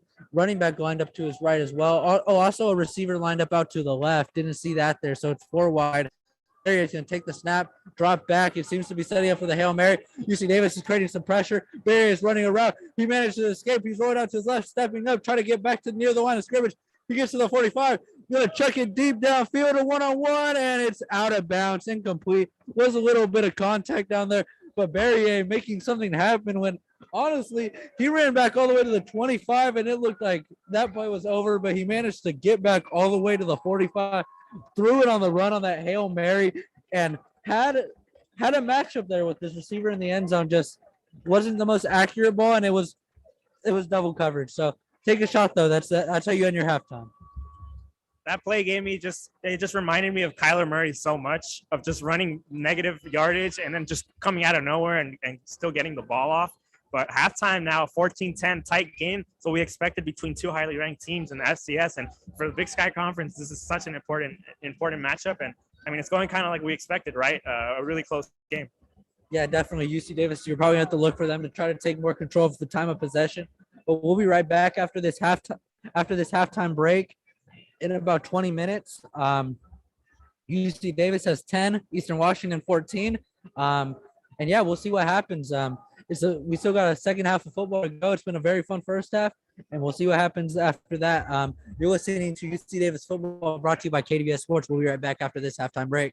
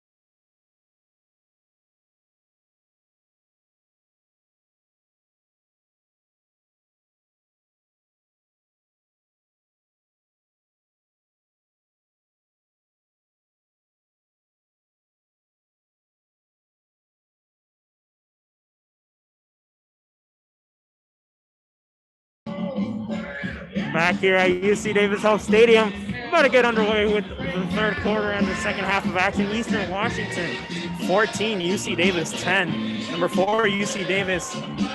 Offense has struggled a little bit, but their defense has held up well against Eric Berrier. And with Eastern Washington, number 8 ranked team.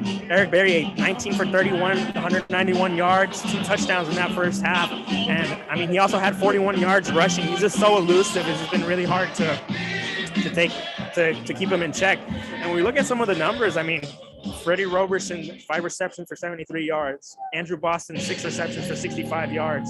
They've really had everyone involved. And as for UC Davis, Miles Hastings only 11 for 18 for 88 yards and a touchdown. But Trent Tompkins really helped them a lot in the run game. 4 rushes for 45 yards, had a long of 35. So as we get prepared for this third quarter, Pat, what would you kind of change up there, especially on offense, where it seemed like Davis has been a bit slow? On offense specifically, they just got to keep putting together first downs. I mean, really just get back and maintain the time of possession, because right now they're just getting absolutely dominated in terms of time of possession, or at least that's what it seems like.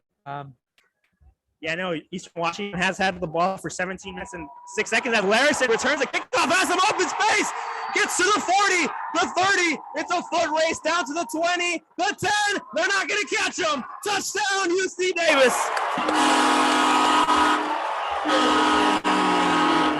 What a way to start off the second half. Just what the doctor ordered there for UC Davis, coming out with a bang. If you're having trouble driving the field, just take a kickoff 100 yards. It's that simple. And like something like there, Land Larison just showing off the explosiveness, the elusiveness, and just that's how you get the energy back in the stadium. After just a sloppy first half on offense, they get it going to start. Fans haven't even gotten to their seats yet for the second half, and Davis already back up. The extra point attempt is up, and it is good. So that'll make it a 17-14 game just like that. It only took 13 seconds into this third quarter, Patrick. Man, what a play there to start. Great blocking there from the kickoff return unit as well. That really goes overlooked, but Land Larison really just made everyone miss there, weaving his way. It was a foot race. I thought he was going to get caught, but great play there by Larison. Yep, and that just like that, before Eastern Washington's offense even touched the field, they're after like just working hard to take the lead, they're down again. So this is going to put a lot of pressure on Berrier, but what also needs to bring pressure on the Eastern Washington offense is this UC Davis pass rush, because they've been slacking a little bit. We've only had like 1 or 2 pressures in that, maybe 4 pressures, I want to say, if we're giving him credit here. But yeah, we're going to have to see how they do in terms of containing him and his mobility.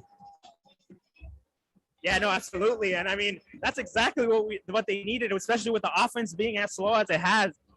I mean, you got to take advantage of defensive plays, kickoff returns, anything like that really helped you out. And I mean, it's just exactly what they needed, as we have Dan Whelan ready here to kick off, and Eastern Washington will get possession here. As the kickoff is up, it'll be fielded at about the 5. He's going to return it, has some space, trying to get something there, but the UC Davis kick return unit is there. Tackle was made by number 31, Felipe Figueroa. Patrick. El Primo. That's Patrick's cousin. So it's got some family thing. Nice play there on special teams. As Eastern Washington will start from their own 20-yard line. 14:43 to go here in this third quarter. Just getting started with the third quarter as the first play here is a handoff to Tamarick Pierce, going nowhere. He's going backwards. Going to lose about 3 yards.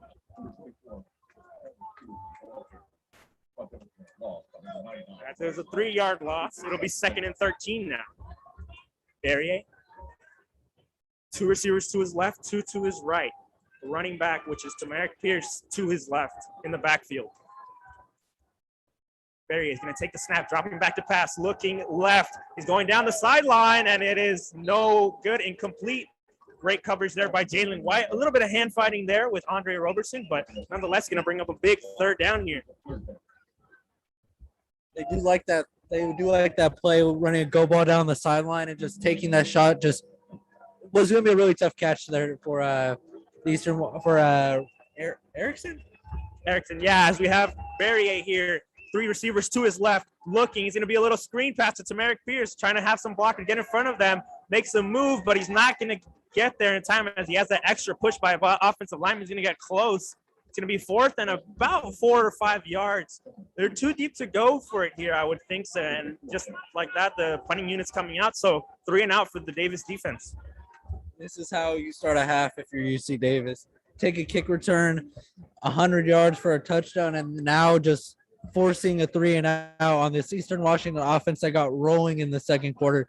This could feel like a whole nother ball game if UC Davis's offense is then able to take it from there. Like special team sets up the defense, which then sets up the offense. That would hopefully they can make it a 2-possession game. Definitely. As a punt for Eastern Washington is out, Isaiah Thomas back to return, fields it out about the 28, has some blockers, makes a move, and he's going to be brought down at about the 34-yard line. So that's where UC Davis will start their drive, as there will be a brief timeout on the field.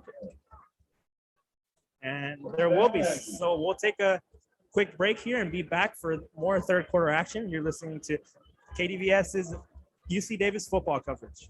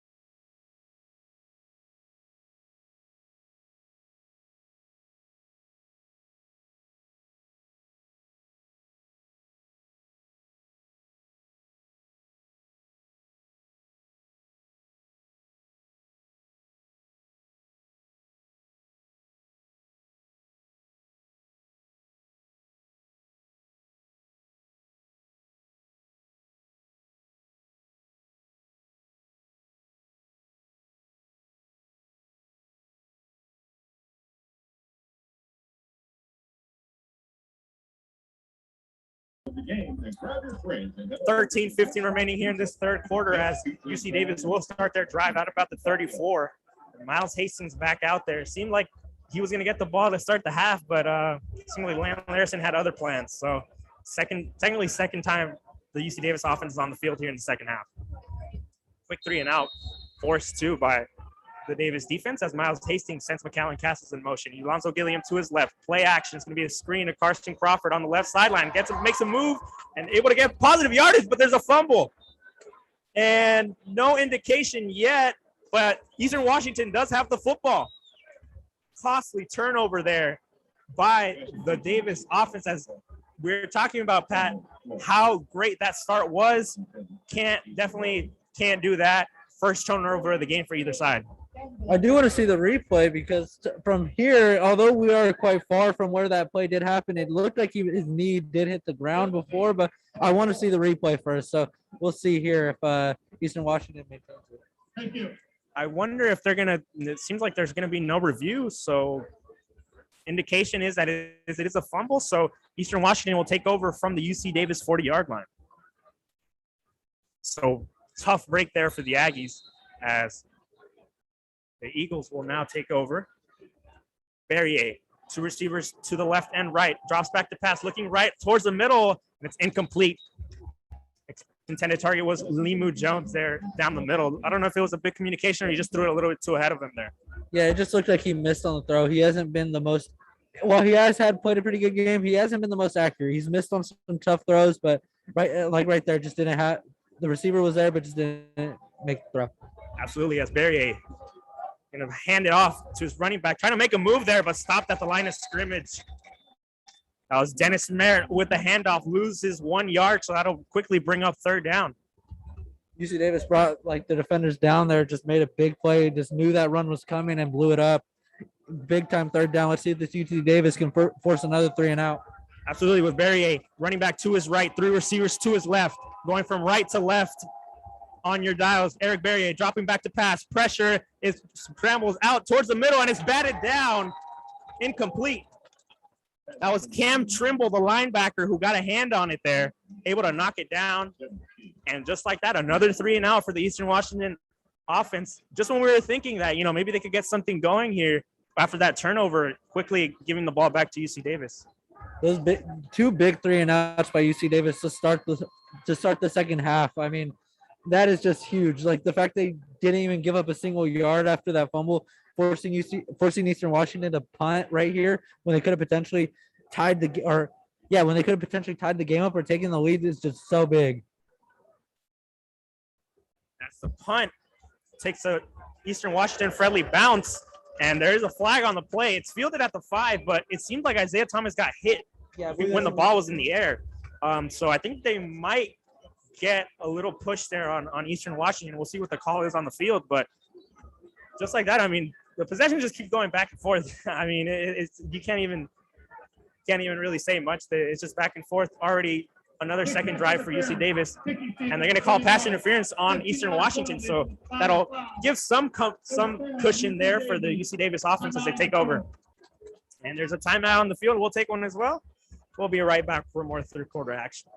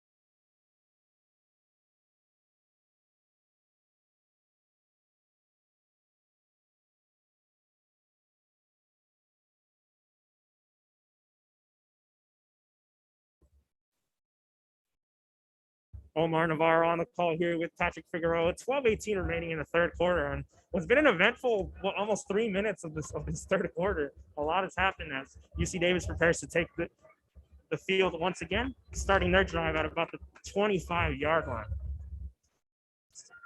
As the Davis offense did fumble on their last possession. It was a fumble by Carson Crawford, but in here, back is Miles Hastings, 3 receivers to his right, tight end set up to his right. It's going to be a quick screen out to CJ Hutton on the right sideline, makes a move, and able to get some positive yardage. So a nice little game there on first down. the screen passes and all the just basically the quick game has really helped them get some free yards. I mean, it's what allowed them to have a really good opening drive. So let's see if they go back to that. Absolutely. I mean, as with minimal yardage and negative gains that we've seen on first down, that's a great play to get it first down, and it'll be 2nd and 4. As they send Hutton in motion, they're going to hand it off to him on a sweep, trying to reach the sideline, but a nice open field tackle made by number 8, Jack Sandelbatch, the linebacker from Eastern Washington. And Davis will lose about 3 yards on that play. So nice open field tackle there, as it seemed that Hutton was going to be able to get the edge there. So it'll bring up 3rd and 7. Hastings bringing his receivers in a little bit, 2 to the left and 2 to the right. Sends McAllen Castles in motion. Play action. It's going to be a little dump off to McAllen Castles, who slips and is going to be taken down at about the 26. So loses 2 yards there, and it'll bring up a punting unit. Really bad 3 and out by UC Davis's offense. I mean, after what happened with what's happened with their defense and the special teams, like UC Davis just fumbled the ball away and now 3 and out. Like, I like the idea there. Try to give it to your big tight end. Hope he wins a 1-on-1 and then just maybe he can get the first down, but that just kind of didn't really work out. He slipped, and now it's time to punt the ball. Absolutely. As Daniel Whelan back in to punt it, lets it go. It's a beauty there. It's a lot of spin. It'll be fielded at about the 20, and trying to make an open field move. Does make that move. Trying to cross the field. Breaks a couple tackles, and he's finally brought down at about the 26. So that's where Eastern Washington will start their drive. Who said that made the tackle? Chris Venable with the tackle. I love Venable's effort there. Like, he was the first one that engaged with the punt returner, missed, but got back on his feet and then went over and chased and made a tackle. So you got to applaud that effort. Absolutely. It's definitely what you need on special teams. That's Barrier. Another drive here. His 3rd drive of the second half. 10:26 remaining in this 3rd quarter, as Barrier, 2 receivers to his right, 1 to his left. Running back hands it off. It's going to be up the middle, and he's tripped up before he's able to get it full of steam. It seemed like he had a lot of space there. Could have, if he stayed on his feet. That was number 27. Justice Jackson with the carry, who had had some open room there up the middle, but nonetheless, it'll bring up 2nd and 4. 3 receivers to his right. Barrier takes the snap. And they hand it off again to Justice Jackson, who's leveled short of the first down. So that'll bring up 3rd down once again for this Eastern Washington offense. And Eastern Washington 5 for 13 on 3rd down here so far. As the Aggie crowd starting to make some noise here. Trying to pump up the crowd. You can see the sideline. 2 receivers to his right. Barrier, same man in motion. That's Roberson moving to the left. Running back to his left. Barrier dropping back to pass, surveying the field. Has all the time. Pressure gets to him. Barrier is taken down short of the first down. So what seemed like he had some room to scramble is going to be stopped short once again. So it'll bring up 4th and about 1 yard line. And I think the offense is staying on the field here. Either way, just another 3-down stop for UC Davis's defense, and let's see if they can make it a 4. And it's going to be a huge 4th down, 4th and 1 here. Tamarick Pierce in the backfield, sends Roberson in motion. Barry is going to hand it off to Pierce up the middle, and he's able to get the first down. So the big back to Mark Pierce, the senior, able to get that first down right up the middle. Just a classic bully ball there. Yeah, well, just exactly what you said, bully ball. Just really just saying, like, we're gonna just running it against your will. Like, good play call, good idea, and Eastern Washington gets their first down. Yeah, first down of the second half, and I mean, going for it in your own territory is bad. So Barrier back to pass up the middle, got his man on, got Roberson right there up the middle. They're able to break a few tackles, but is brought down by number 30. That was Allegri McGuire. As Eastern Washington has a little something cooking here with 8 as the clock continues to run, 8:15 remaining. As the fog continues to pick up here.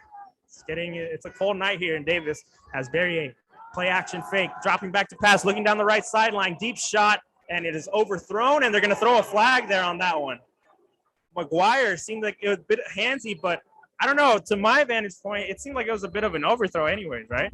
I think it's because he just didn't let him get back inside. I mean, I do agree with your sense, though. I don't think that ball was going to be caught, but the DB did not allow the receiver to get back inside to even make an attempt on the ball. So I guess that's why they're calling it. Either way, it's a tough penalty. And now Eastern Washington's getting their offense going near the red zone. Third penalty on UC Davis for the day. So Eastern Washington will continue their drive at about the 23. Barrier drops back to pass, looking, surveying, right sideline, got his man, and he's immediately taken down by McGuire. So McGuire's been a little busy in these last couple snaps.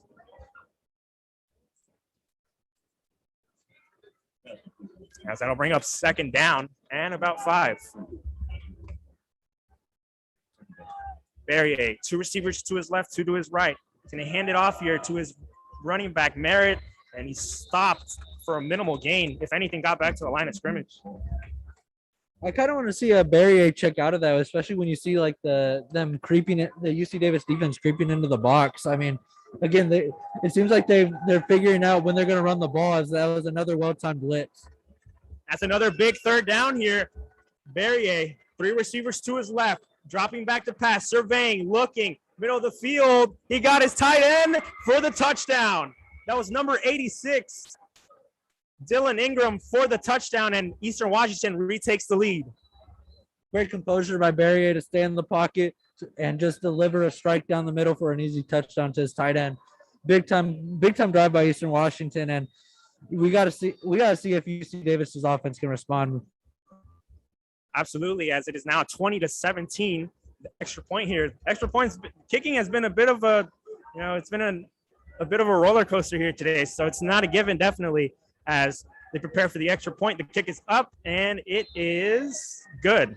So that'll make it a 4-point game here midway through the third quarter. As there's a timeout on the field, we'll take one as well. We'll be right back for more third quarter action between UC Davis and Eastern Washington.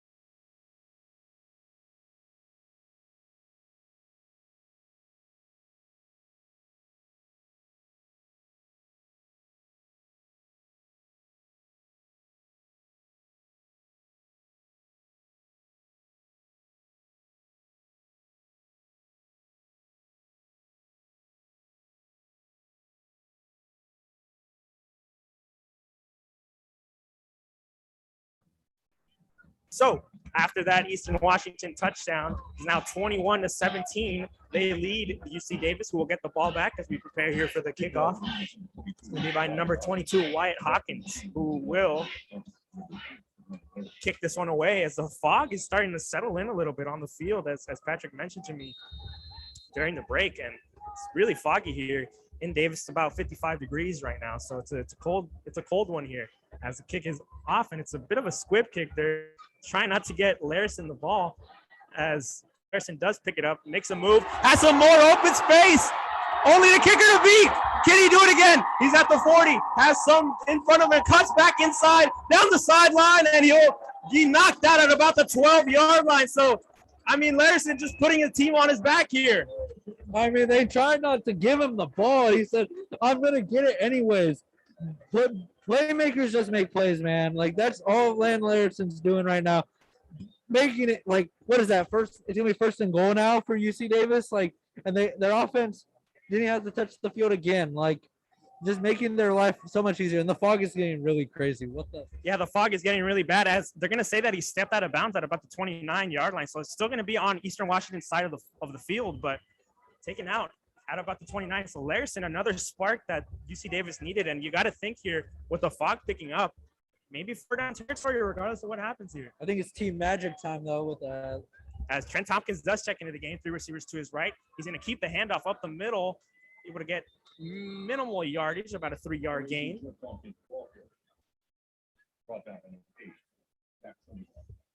As that'll bring up second down. As man, it's kind of difficult to see the screen here too from the stadium. The fog really settling in a little bit as we approach 6:30 to go in the third quarter.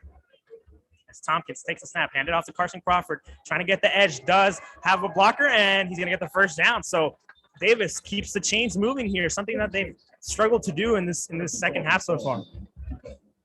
Yeah, I mean, just see there's a flag on the play, so it's going to be a 10-yard penalty that's going to take them back. But either way, they're still getting some progress. Trent Tompkins now in the game, and I can imagine that they're going to want to run the ball now, especially with the fog setting in on the field. Like, I don't know if you'd be able to throw down here. Absolutely. And, I mean, a flag on the field. I think the holding was called on Yolonzo Gilliam there. So I'm getting a little bit too handsy there, the running back, as this will be 2nd and 8 now.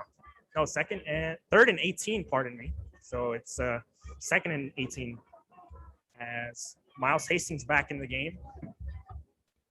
Take the snap, hand it off to Gilliam. Play action, actually, and it's intercepted across the middle by number 21. That was Kayshawn King. Just a bad throw by Hastings is intercepted. And just like that, Eastern Washington regains the momentum. I mean, there's just no other way to put it. That's just not an optimal result for UC Davis. They had great field position to start this drive, and just like that, it gets thrown away on just an errant throw. And after a penalty that forced them to really take out Trent Tompkins and go back to something that I don't know if they're really comfortable with doing right now. Absolutely, as Barry and his offense will start at about the 20-yard line. So an unfortunate turn of events here for the Aggies. 2 turnovers in this third quarter. Had the fumble by Carson Crawford and the interception now as Miles Hastings was intercepted. And it's going to hand off up the middle, and they're going to get about 3 yards. So Eastern Washington first play bring up 2nd and 7. As 6 minutes to go here. Barrier, 3 receivers to his left, running back to his left as well. Takes the snap, play action. Passing it over the middle, it's dropped by Limu Jones. You got to wonder how much that, I mean, I hate to keep bringing it up, but you got to wonder how much that fog is really, like, affecting the players, because it's, I mean, from our vantage point, we can barely see the players' numbers too. So I can only imagine how it's like on the field. As we have another huge 3rd down, 3rd and 6 here. Barrier awaiting the snap, does get it, dropping back to pass over the middle, caught by the tight end, and as he's taken down at midfield. And another big gain on 3rd down. It just seems like every time they get him against the ropes, Barrier just makes a throw, a nice play. Yeah, big-time quarterbacks make big-time plays, especially on 3rd down. That's the money down. Absolutely, as Barrier will take over here, midfield, dropping back to pass, looking over the middle, batted, and it is, what are they going to call it? They're going to call it incomplete. They're calling it incomplete on the field, but it is getting super dense. Like, not even kidding. Like, the players are about to disappear right now. Like, yeah, I believe the play was batted down, and as we can't really see the players much here right now, but weather's becoming a factor here as we approach 5:30 to go here in this third quarter.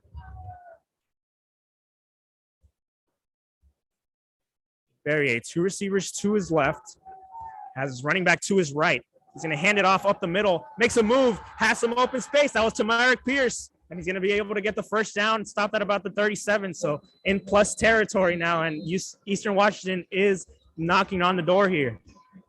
I didn't really get why UC Davis is running two high safeties right there. Really just invited them to run the ball. I think Eastern Washington is going to start using the ground game, especially right here again, like two high safeties. They're probably going to. As they drop back to pass, Barrier looking, surveying, really nothing up the middle to Limu Jones, who breaks the tackle, makes a move, and he's going to go inside with a goal-to-go situation. And Eastern Washington is just rolling right now. Yeah, they threw the ball, and I think that kind of caught UC Davis off guard there. Like the receiver was open, and it's just hard to even see the receivers where they're at, but Barrier still makes a big-time throw. As it is now first and goal here from the 8-yard line. Barrier taking the snap, handing it off to Tamarick Pierce, who's stripped up at the line of scrimmage, still able to get something, but there is a flag on the play. You got to wonder if there might be a holding call. That's usually, it was thrown around the line of scrimmage, so we'll see what the call is on the field here. As they are going to get the offense for holding. That was number 51, Andre Leonardi, with the penalty. So it'll bring back 10 yards, and they'll now have the ball at the 18-yard line. So a big penalty there for Eastern Washington. And with how much the kicking game has struggled for the Eagles, you got to wonder, do they go for it regardless of what happens here, or does it? Because it is a goal-to-go situation. So first and goal from the 18 isn't really optimal here, but nonetheless, trips formation to the left of Barrier, running back to his left. As he awaits the snap, does get it, drops back to pass. The pressure up the middle. Barrier is just going to launch it towards the sideline and out of bounds, so he just throws that one away. UC Davis sends some extra pressure there. This is 4-down territory. We can't even see the players from where we're at. I can't even imagine that the kicker can't even see where the field goal posts are. Absolutely. As we see right here, even the big screen camera, you can't really see the players on camera. So I can only imagine how the vantage point is on the field, as Barry is going to have 3 receivers to his left, empty backfield. Sent its tight end in motion from the left to the right, awaiting the snap. Does get it, drops back to pass, quick out to Merritt, who's trying to make a move, and he's taken down, slammed at about the 14. But wow, what a play there. That looks like something out of WWE. Yeah, he just got slammed. I'm surprised the refs didn't call anything there, because that might have been a little excessive, but still a good tackle in the open field. That was definitely a flag in the NFL, but that'll bring up third down here from about the 14. The Davis crowd is getting rowdy. This is a big third down. Haven't been able to stop him thus far, as Barrier sends his receiver in motion, running back to the right. He's going to drop back to pass, looking towards the middle. It's incomplete. And it'll bring up fourth and goal. Curious to see what they'll do here. And it seems like they are, in fact, bringing out the kicking unit. So regardless of their kicking struggles, even with the fog and all, they're going to attempt this kick. As you remember, Bryce Rogers did block the one in the first quarter. So we'll see what happens here from about 31 yards out. That's what shanked the extra point earlier. So we're going to see this is going to be a very interesting kick. Absolutely, as he is here ready to attempt the kick. The snap, hold, kick is up, and it is good. Able to sneak it in there on the right upright. But UC Davis does hold Eastern Washington to a field goal. Still a 7-point game. Eastern Washington 24, UC Davis 17. So a bit of a turn of events here, Patrick. It's like the game has been turned on its head a little bit. I'm really curious what it's like on the field. How far can you actually see, especially with Barrier? It seemed like that on that third and goal play. He missed his receiver across the middle, but he threw him a little bit too in front. You got to wonder if maybe he just couldn't really see him or what's going on there. Yeah, it's definitely interesting. This is one where we do want the player's perspective on this, because from what we're seeing, it's like we can't even see the other side of the stadium right now. The other side of the stadium had quite a bit of fans on the other side, and we can't see them anymore. So, the fog is just come out of nowhere. And we'll see what happens here, though, as the kickoff is about to happen. See if Lane Larson still has some electricity. I wonder if we can even see it here, but Kickoff awaiting here. 3:35 remaining in the third quarter. We got a good one here between number 4 and number 8. Eastern Washington is going to be a squib kick fielded at about the 23, and it's going to be called down. So they're going to say that it's Davis is looking for a flag because it seemed like it was a bit of a chop block there, but they're not going to get a flag. Yeah, it's I don't know, a bit of confusion here as the ball it's a bit of a squib kick, bounced at about the 23, and they're going to say he signaled for a fair catch, but I didn't see a fair catch signal. Did you, Patrick? I don't think I saw it either. I think he was just calling out where the ball was, and I guess the ref's mistaken it for a fair catch, and the crowd just does not like this at all. Yeah, I mean, I didn't see him signal at all for a fair catch. It seemed like he was ready to catch it off the bounce, and you would think that if they called for a fair catch, he wouldn't have fielded it and ran the way he did. So, bit of a confusion there, but nonetheless, UC Davis will start the drive at the 23-yard line. Trent Tompkins in at the quarterback position. Takes a snap. He's going to hand it off to Hutton. A little bit of bobble, but he gets the edge, and he gets some positive yardage. Gets out to the 33-yard line, and it'll be close to a first down. We'll see what they say, and we'll see if they'll give it to him. And they are going to give it to him. So first down. So nice little play there to start her drive. Eastern Washington just didn't look ready for that. By the time Hutton was already turning upfield, they were still trying to get off their blocks. Absolutely, as Tompkins still in. Takes the handoff, keeps it himself up the middle, trying to make a move, has some blockers, makes another cut, but he's taken down after a 5-yard gain. For a second there, it looked like he might have been able to get around there, but nonetheless, positive gain here for the Aggies. I want to see if they keep taking advantage of the misdirection because, I'm just again, we're going to mention again, the fog is crazy right now. I don't know if the defenders are going to tell who has the ball. So we're going to have to see. Yeah, I can barely tell who has the ball too, but nonetheless, here, 2nd and 5 here. Tompkins still there, trips to his right. Awaiting the snap, does get it. He's going to pitch it to Gilliam, trying to make a move in the open field, does break a tackle, and he's taken down, but not before he gets the first down. So the Aggies keep the chains moving. Yeah, the running game is just working right now. As Alonzo Gilliam get that man into open space, he's going to make the guy miss. That's what he's best at. Just really good job getting out to that. Just making that player miss one-on-one in the open field, getting some extra yards there, and getting the first down more importantly. As Tompkins takes the snap, he's going to hand it off to Carson Crawford, who has some blocks, and he's going to go forward. It's going to be close, and they are going to give him another first down. And, whoa, there's a little bit after the play.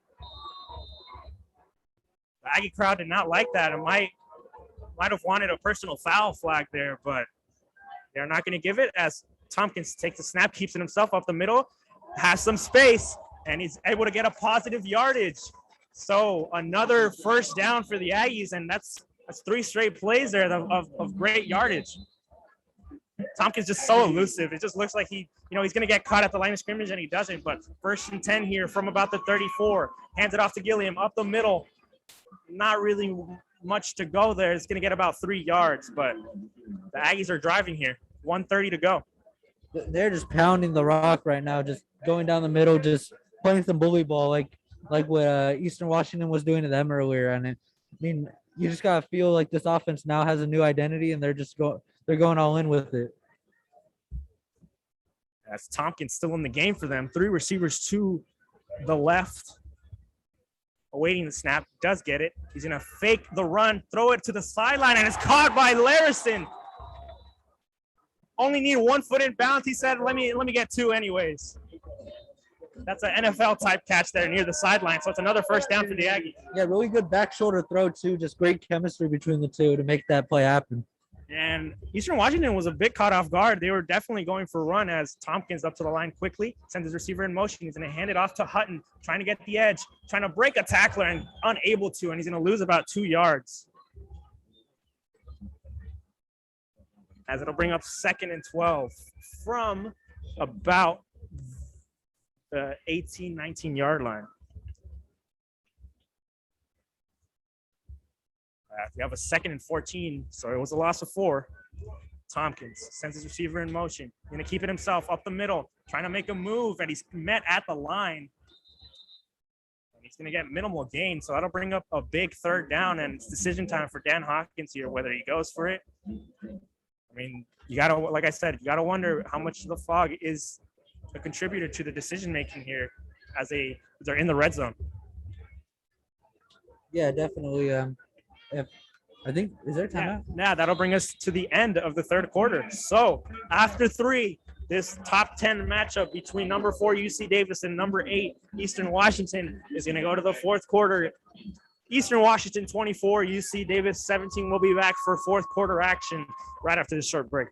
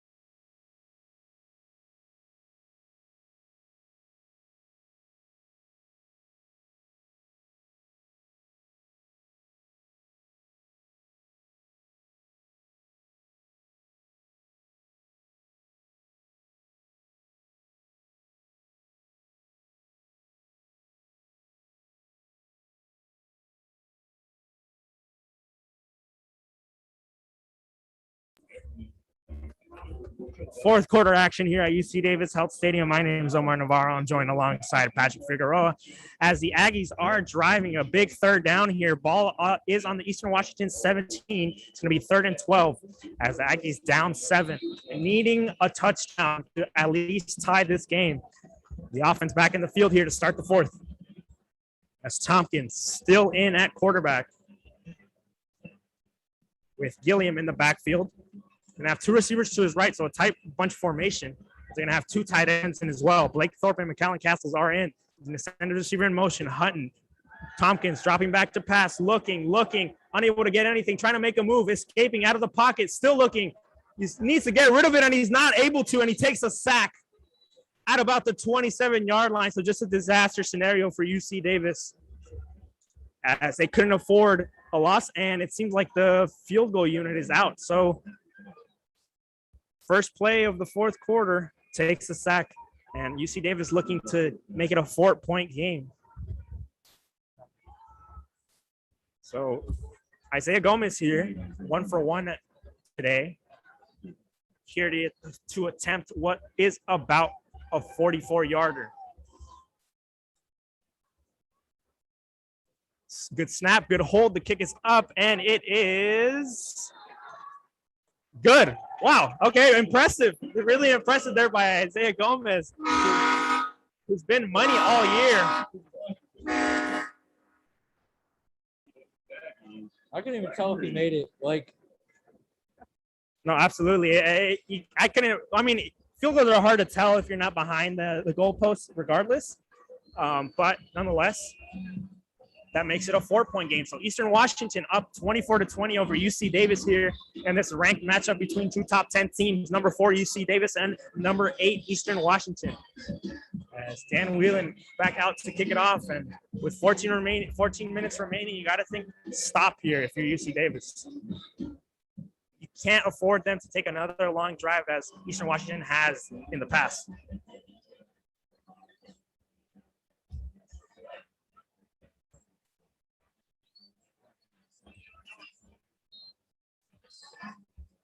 As Dan Whelan is out to kick it off, and he does just that. It's going to be fielded at about the 5-yard line, but a fair catch called.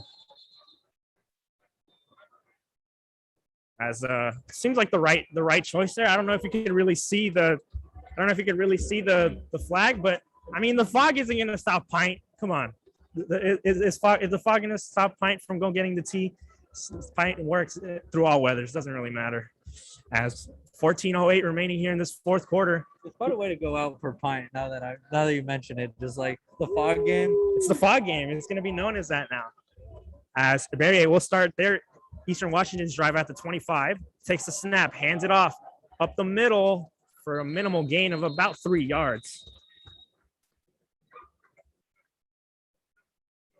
As I was unable to see which player that was, but I don't know, it's going to bring up 2nd and 8.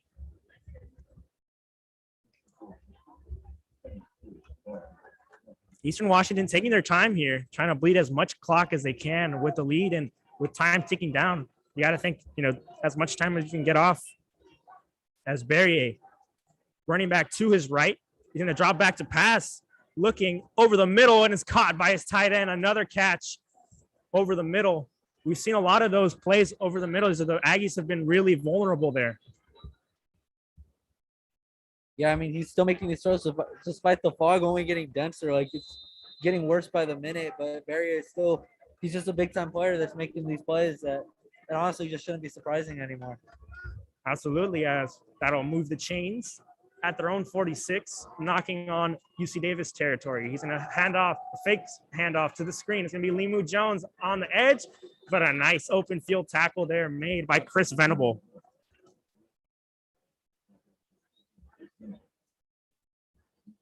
Nice open field tackle over there by Venable for only a 3-yard gain. So it'll bring up 2nd and 7 here as we are under 13 minutes to go in this fourth quarter. Of course, big matchup in FCS with FCS implications and Big Sky implications as well. Both teams looking to solidify themselves in the playoffs. As Berrier drops back to pass, looking to his right. He's going to has his receiver on the sideline, tries to break the tackle, does, and stays in bounds. And it's going to move the chains as well, and they are now in UC Davis territory.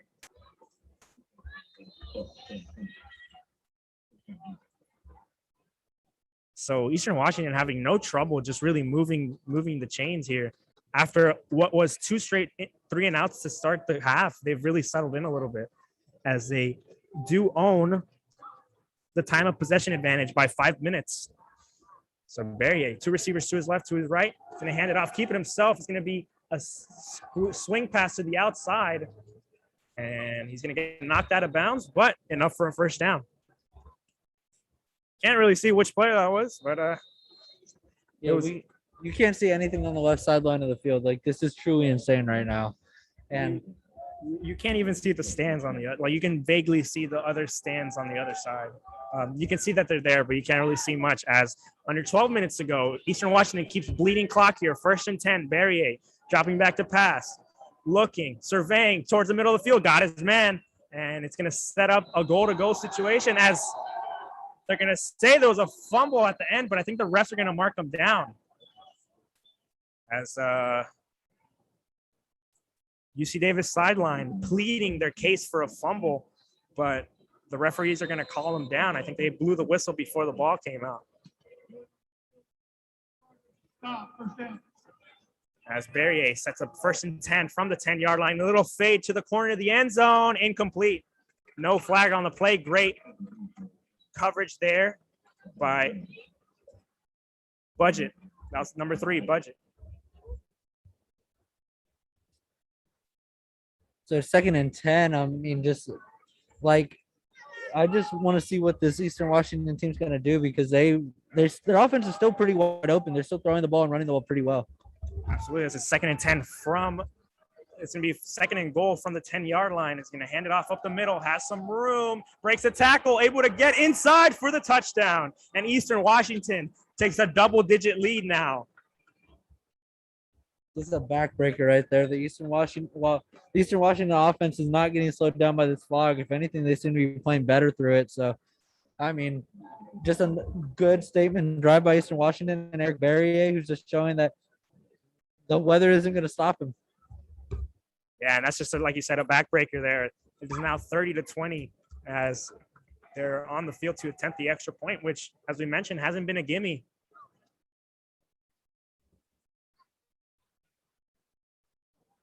As can't really see the kicker here. The snap, hold, kick is up, and it is good. So that'll make it 31-20 here. With 11:21 to go. Timeout on the field. We'll take one as well. We'll be right back for the rest of the 4th quarter action.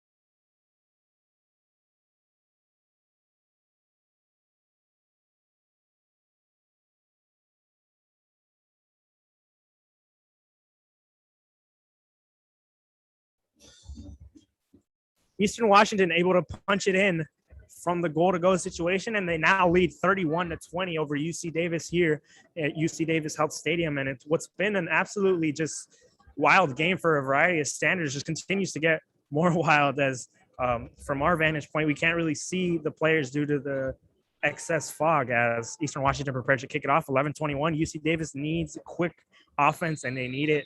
Like, I don't know if it's going to come from a big play or what, but they definitely need something, some kind of spark. Yeah, the fog is only getting denser right now. And I mean, Eastern Washington said like they wanted to come here and get some nice weather. I don't know if it's even that much better than what they got in Washington. So we'll see. As Larison fields it at about the 32, and it's going to be first down. That's where they'll start their drive. So ever since that second ever since that return touchdown, Eastern Washington has just been squibbing the kickoffs on just trying to force UC Davis to just take it from wherever they field it at, as the offense is back on the field, and so is Miles Hastings. As I believe that's Miles Hastings. I see number 7, right? Yeah. As Hastings, 2 receivers to his right, 2 to his left. Sends Gilliam in motion. It's going to be a swing pass out to Gilliam. Has some space in the open field. Makes a couple moves, and he's going to be knocked out of bounds from what I think is past the first down marker. It's absolutely not ideal situations for us. But it is a first down, and the first down from their own 37. So quickly moving, making the substitution as we are now under 11 minutes remaining in this fourth quarter and possibly in the game. As Hastings dropping back to pass, looking, surveying over the middle, got his man, has some room towards the sideline, cuts back inside, breaks a tackle, still going, and he's taken out at about the 28-yard line. That was number 40, Garen O'Keefe, the tight end. So some tight end action here, providing a spark for the offense. Big man with ball. Just no one wants to tackle him. What a play by him, running that crosser, getting it and just getting upfield. That actually had a really nice cut there too to get some more yards. I mean, just great play. As Davis much needed there. They'll take over here, hand it off to Carson Crawford, trying to make a move, escape the tackler, but he's going to be stopped at the line of scrimmage. So to bring up 2nd and 10. I mean, when you look at the numbers, Pat, it seems like this game shouldn't be as close as it is. I mean, Eastern Washington has 504 yards of total offense to UC Davis 276. So they've just controlled time of possession and the offense as well. Just some miscues on special teams for the Eagles have really stopped this game from being bigger than it is as Hastings drops back to pass. And it is batted down at the line by Eastern Washington, as it seemed like it was going to be another one of those swing passes, but a nice bat down.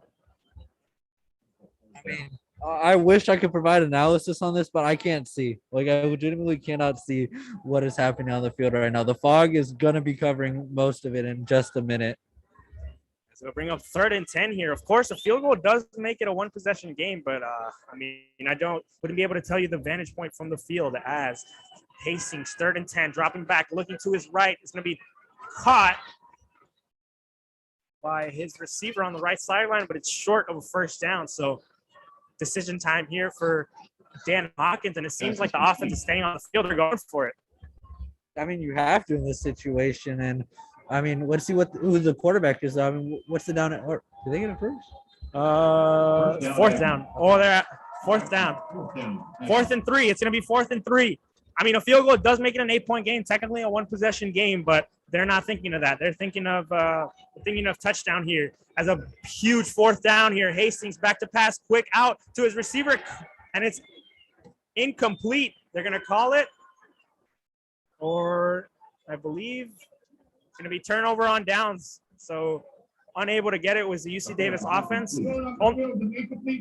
Only way I was able to tell that is hearing the Eastern Washington crowd. There is a few of them here, but they are pretty loud. Yeah, you could definitely their presence is felt. They are, you can hear them whenever they make a play. But yeah, I think we're going on a commercial now. Yeah, and they're gonna time out on the field. We'll take one as well. We'll be right back for the rest of the fourth quarter action. 9 minutes, 11 seconds remaining in this game. Eastern Washington up 31-20.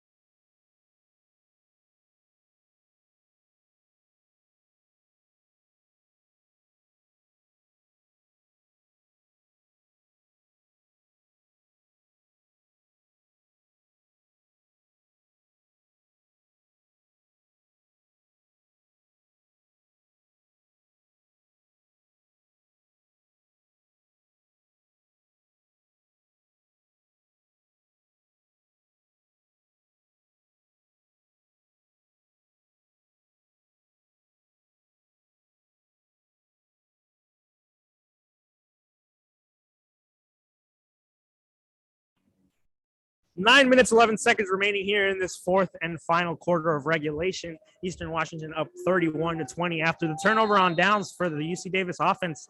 They're going to try to stop Eric Barrier, something they haven't been able to do in these last two drives. As Barrier, 3 receivers to his right, is going to hand it off up the middle, and it's going to get a positive gain of about 4 yards. And the clock just continues to run here, and you got to think that last turnover on downs for Davis was it, right? It was a gut punch for them. I mean, if the defense can make something happen, yeah. But I mean, if the defense can make something happen, I think they can still be in it. But that fourth down turnover does definitely kill it. As a pass up the middle, he breaks away, going down the left sideline, trying to make a move, and it's tackled at about the 45-yard line of UC Davis. So just like that, they're in the positive side of the field is Eastern Washington. Pass complete. And you got to think that First down, Eastern. those two turnovers that came at the inopportune times, the Carson Crawford fumble coming off the Lan Larison kickoff return and 3 and out that they forced to have a fumble in that situation is brutal. And that was one of the major turning points of this game as Barrier steps back and pass it towards the sideline. Looked like he was attempting to hurdle there was Andrew Boston, but he thought otherwise in the last moment. He looks like he wanted to jump him, but it's gonna bring up second down. But I mean, in your opinion, do you think that the Carson Crawford fumble was their big breaking point? Yeah, definitely. I think that really, definitely hit. But also, I think it goes in with the Miles Hastings interception as well. That again, they also had great field position to start after a good kickoff return, and they couldn't capitalize on that either. So, meanwhile, Eastern Washington's offense is still moving. As Mark Pierce takes it up the middle, and he's going to get a gain of about 2 as the wind is starting to pick up a little bit. Just what we needed, right? As we approach under 7:30 to play here in this fourth quarter, it's going to bring up 3rd and 1. So if you're thinking for UC Davis, you got any shot, it'd be right now. Get this stop, get a quick score, but easier said than done. As Barrier has, I think, 3 receivers to his left, 2 in the backfield, sends his tight end in motion. He's going to hand it off up the middle to Mark Pierce. Nice move, and he's able to get the first down. Broke the defender's ankles there on that little cut outside, able to get enough yards for the first down. The jump cut is very deadly, especially in conditions that aren't only foggy but also a slippery field. If you're able to, if you could just get a defender going one way and then just cut the other, it's gonna definitely mess them up there. Very hard to make quick turns of direction like that for a defender. Yeah, absolutely. And I mean, the fog does kind of, pretty sure it makes the field a little misty and a bit slippery as Barrier taking the snap on 1st and 10, hands it off to Pierce, going up this left sideline, and he's tackled, but not before he gets another first down. And that's Eastern Washington's 29th first down of the game. Just absolutely dominance on the offensive side of the ball. And after 2 weeks of Eastern Washington struggling, this is definitely what they needed, and the UC Davis defense held on for as much as they could, really. Yeah, I mean, Eastern Washington's just moving the ball with no effort, with just very little resistance. Excuse me. But yeah, this Eastern Washington team their offense seems to be thriving despite the conditions. Absolutely, they have not shied away from throwing the football either, as they're going to take the snap, hand it off up the middle again, has some open room, 1 tackler to beat, and he's brought down out the 3-yard line. So it's going to be another 1st and goal for Eastern Washington, as we're approaching 5:30 to play here in this fourth quarter.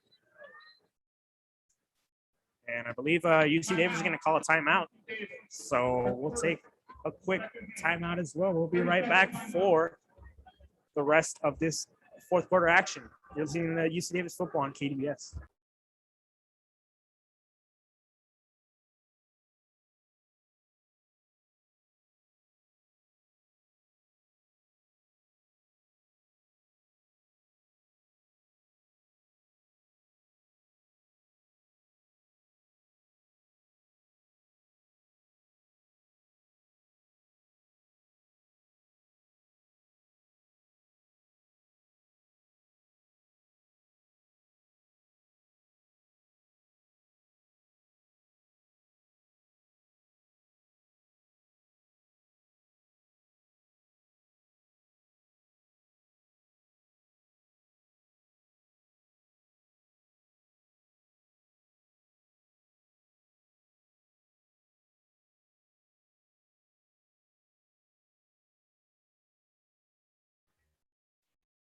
First and goal here from the 4-yard line is Eastern Washington looking to tack onto the scores. And you got to think as Berrier drops back to pass, he's going to hand it off to Tamarick Pierce, who is in for the touchdown. And Eastern Washington continues to add to their lead. It is now 37-20. I mean, you could tell it was a touchdown just by the noise we're hearing from the Eastern Washington fans. I mean, this offense is still going despite the conditions, and really, they're not slowing down. It was like their offense it's legit, man, and they're making plays. And you might not think that, tacking on the score, obviously, aside from the extra confidence that it gives them and inability for UC Davis to come back, it also looks good on the committee side. And when you're talking playoffs, you're talking about seeding, you're talking about matchups, having a win over the number 4 team, right? Double-digit win on the road. That's gonna be big in terms of seeding when the time comes in about I believe it's 8 days from now and next Sunday. Yeah, it's gonna be it's gonna be something to watch out for. But UC Davis, maybe they could try to make this a little bit closer. They're gonna get one more offensive possession with still 5 minutes left, so we'll see. But overall, Eastern Washington kids come in here and their offense has been rolling since the start. I believe the extra point was no good. I want to say, of course, unable to really tell, but I believe it was no good. They're conversing on the field.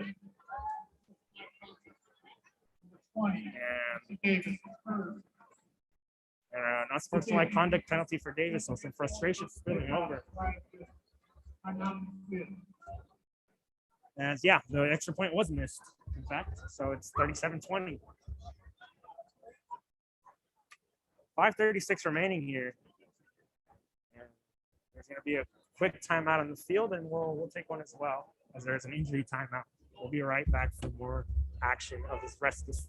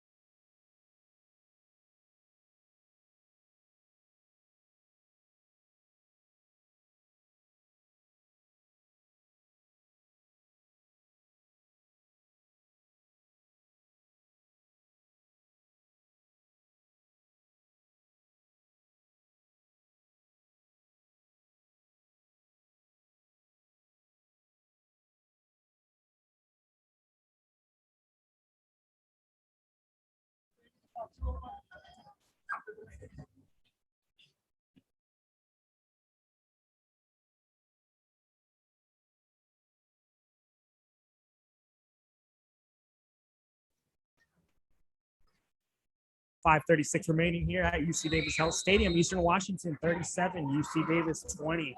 So, in what was a tightly contested battle throughout, just really gotten away here from the Aggies as the kickoff from midfield because of the unsportsmanlike conduct penalty will be a touchback. So, UC Davis will take over at the 25.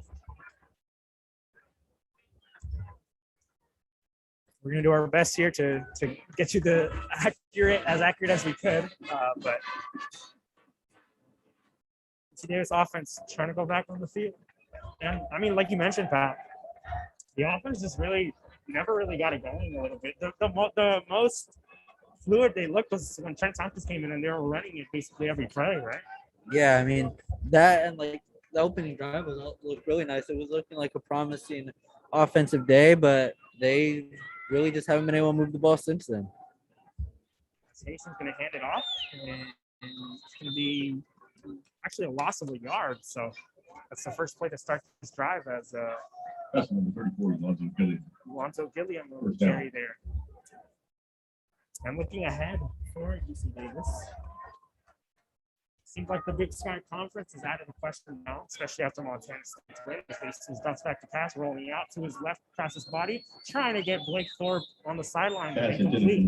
So to bring up third down. Looking ahead, that Causeway Classic matchup next week against Sacramento State is just building up more and more because Sacramento State is still undefeated. They're going to want their share. If they win the game, they get a share of the conference.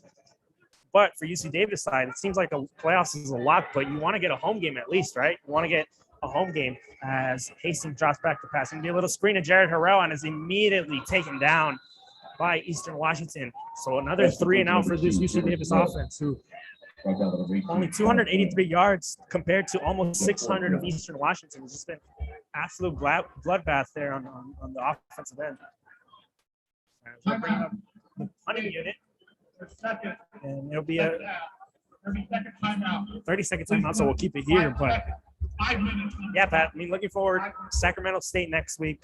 They're going to need a win to at least secure a home game here. And I mean, home field advantage would be crucial. But they just really, the defense held up for as long as they could, right? But if your defense is on the field for longer than your offense, it's not really going to go great. Yeah, I mean, really, that's like what you want to do is just honestly just take what you can from this game. Say you're encouraged by what you saw from the defense, offense. They just need to be able to sustain drives and just get ready for next week because that's going to be the big one. I mean, this was going to be a great game, and I think there was maybe some potential. Maybe the UC Davis offense was going to figure it out in the fourth, but the fog kind of rolled in, and now it's just killed it all. So we'll hope to see the best from UC Davis next week. Absolutely, as Daniel really unleashes an absolute monster punt. Kicked it from about his own 15 and it went all the way to the other 25. So it's a great punt there by Daniel Whelan. As Eastern Washington will start another drive, and they're going to try to bleed as much clock as they can, especially with UC Davis only one timeout remaining. So 4:53 remaining here in this game. And starting to clear out. Either because of the score or because they can't see anything on the field. Probably both. A little bit of both, honestly. But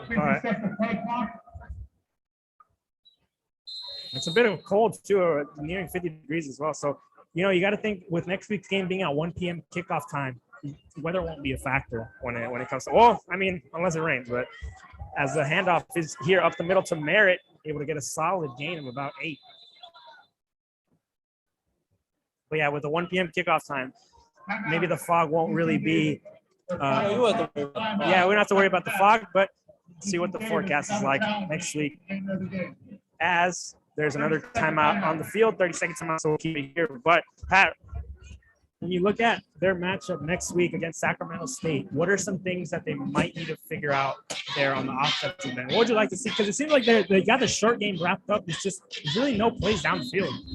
I think it's really just Honestly, I think they just need to have a quarterback and fully go in with one. Like, I think this whole thing where they're trying to like manage like each one, and like, oh, one drive it's Tompkins, the next drive it's Hastings. Like, I don't know, it kind of kills momentum, man. I think like you should make a decision with the firm starter, game plan around that starter for the whole week, and just go into it like that. I mean, we'll see what they decide to do, but I'm curious by that.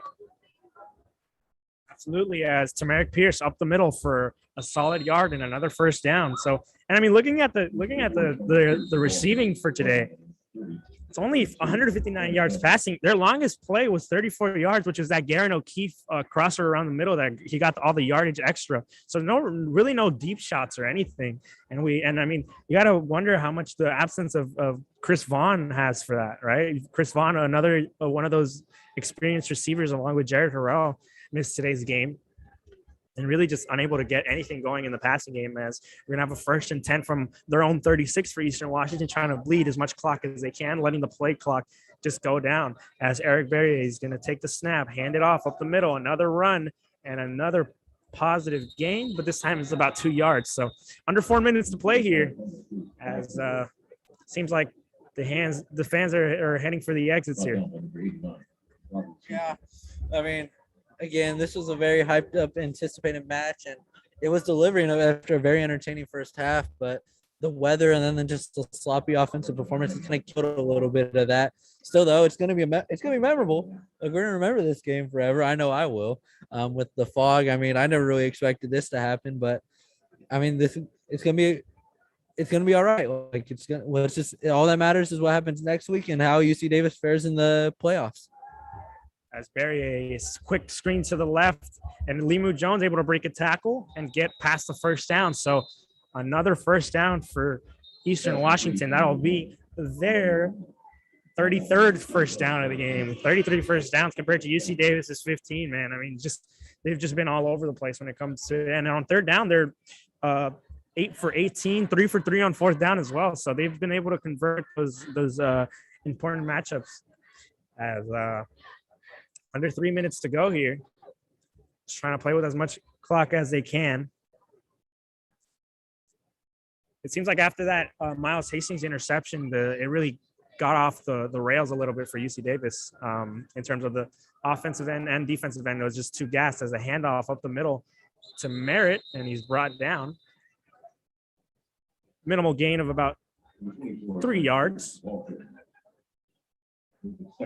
On the defensive end, what did you think? What did you see today from the defense? I thought they were pretty solid, but like I mentioned, I mean, with the time of possession being so lopsided as it was, it's kind of hard for a defense to stay up that much.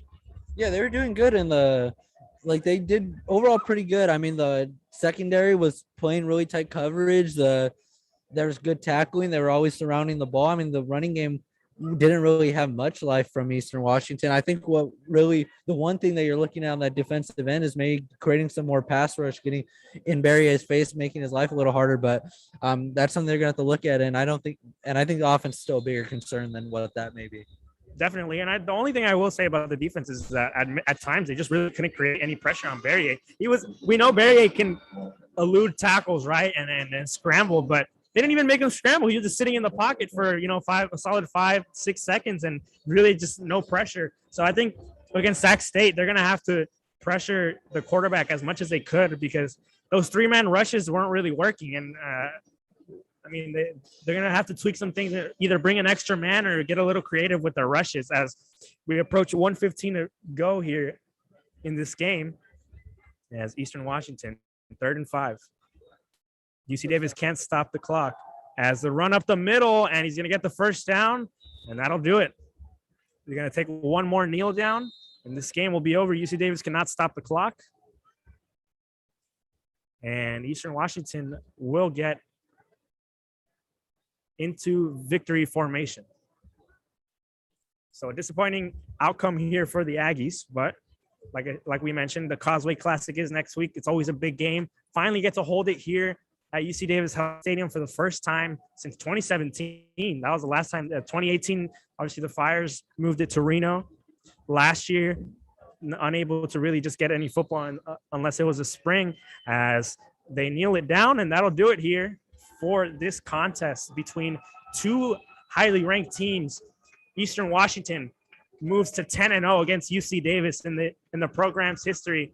Final score: Eastern Washington 38, UC Davis 20. We'll be right back for some quick stats, and we'll head out of here. Again, final score: Eastern Washington 38, Davis 20.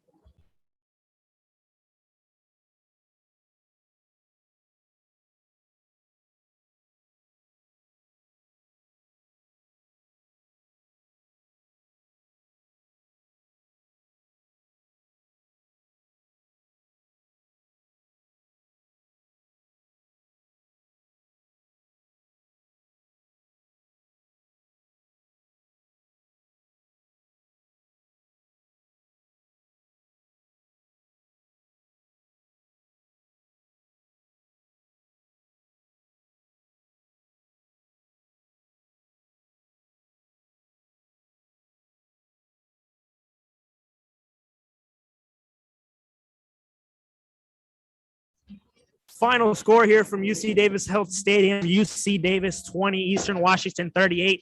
They leave Davis with a win. Now 10-0 against UC Davis. Just absolute dominance against Davis. Looking at some final stats: Eric Berrier, 34 for 54 passing, 411 yards, 3 touchdowns, quarterback rating of 145. So just absolute dominant day again from Eric Berrier. Looking at their rushing: Tamarick Pierce, 17 rushes for 89 yards and a touchdown. He was really their big back when it came to short yard situations and goal line situations as well.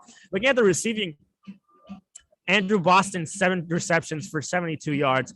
Freddie Roberson, 6 receptions for 93 yards and a touchdown. Talolo Limu Jones, 6 receptions for 62 yards. And Efdo Chisholm, the third, 6 receptions for 57 yards and a touchdown. Looking at UC Davis side: Miles Hastings, 19 for 30, 144 yards, 1 touchdown. Not really much going there. Trent Tompkins was their leading rusher, 9 attempts for 53 yards. As the Ags really unable to get it going at all on offense. Their leading receiver was McAllen Castles with 3 receptions for 26 yards. And looking at total offense, 625 yards for Eastern Washington, 283 for UC Davis. So, Pat, final thoughts on this game, and then what is there to look forward to for next week? Really, it's just hoping that UC Davis can get their guys back. Trent Tompkins is going to be, see. We're just joined by some KDVS alums. Sorry about this, but you guys want to say what's up? No, all right. Just let's hope that the defense can create some pass rush. And let's find some consistency in the passing game. Just hopefully anything can be better. Also, the weather. That's probably the biggest thing we're gonna hope is better next week.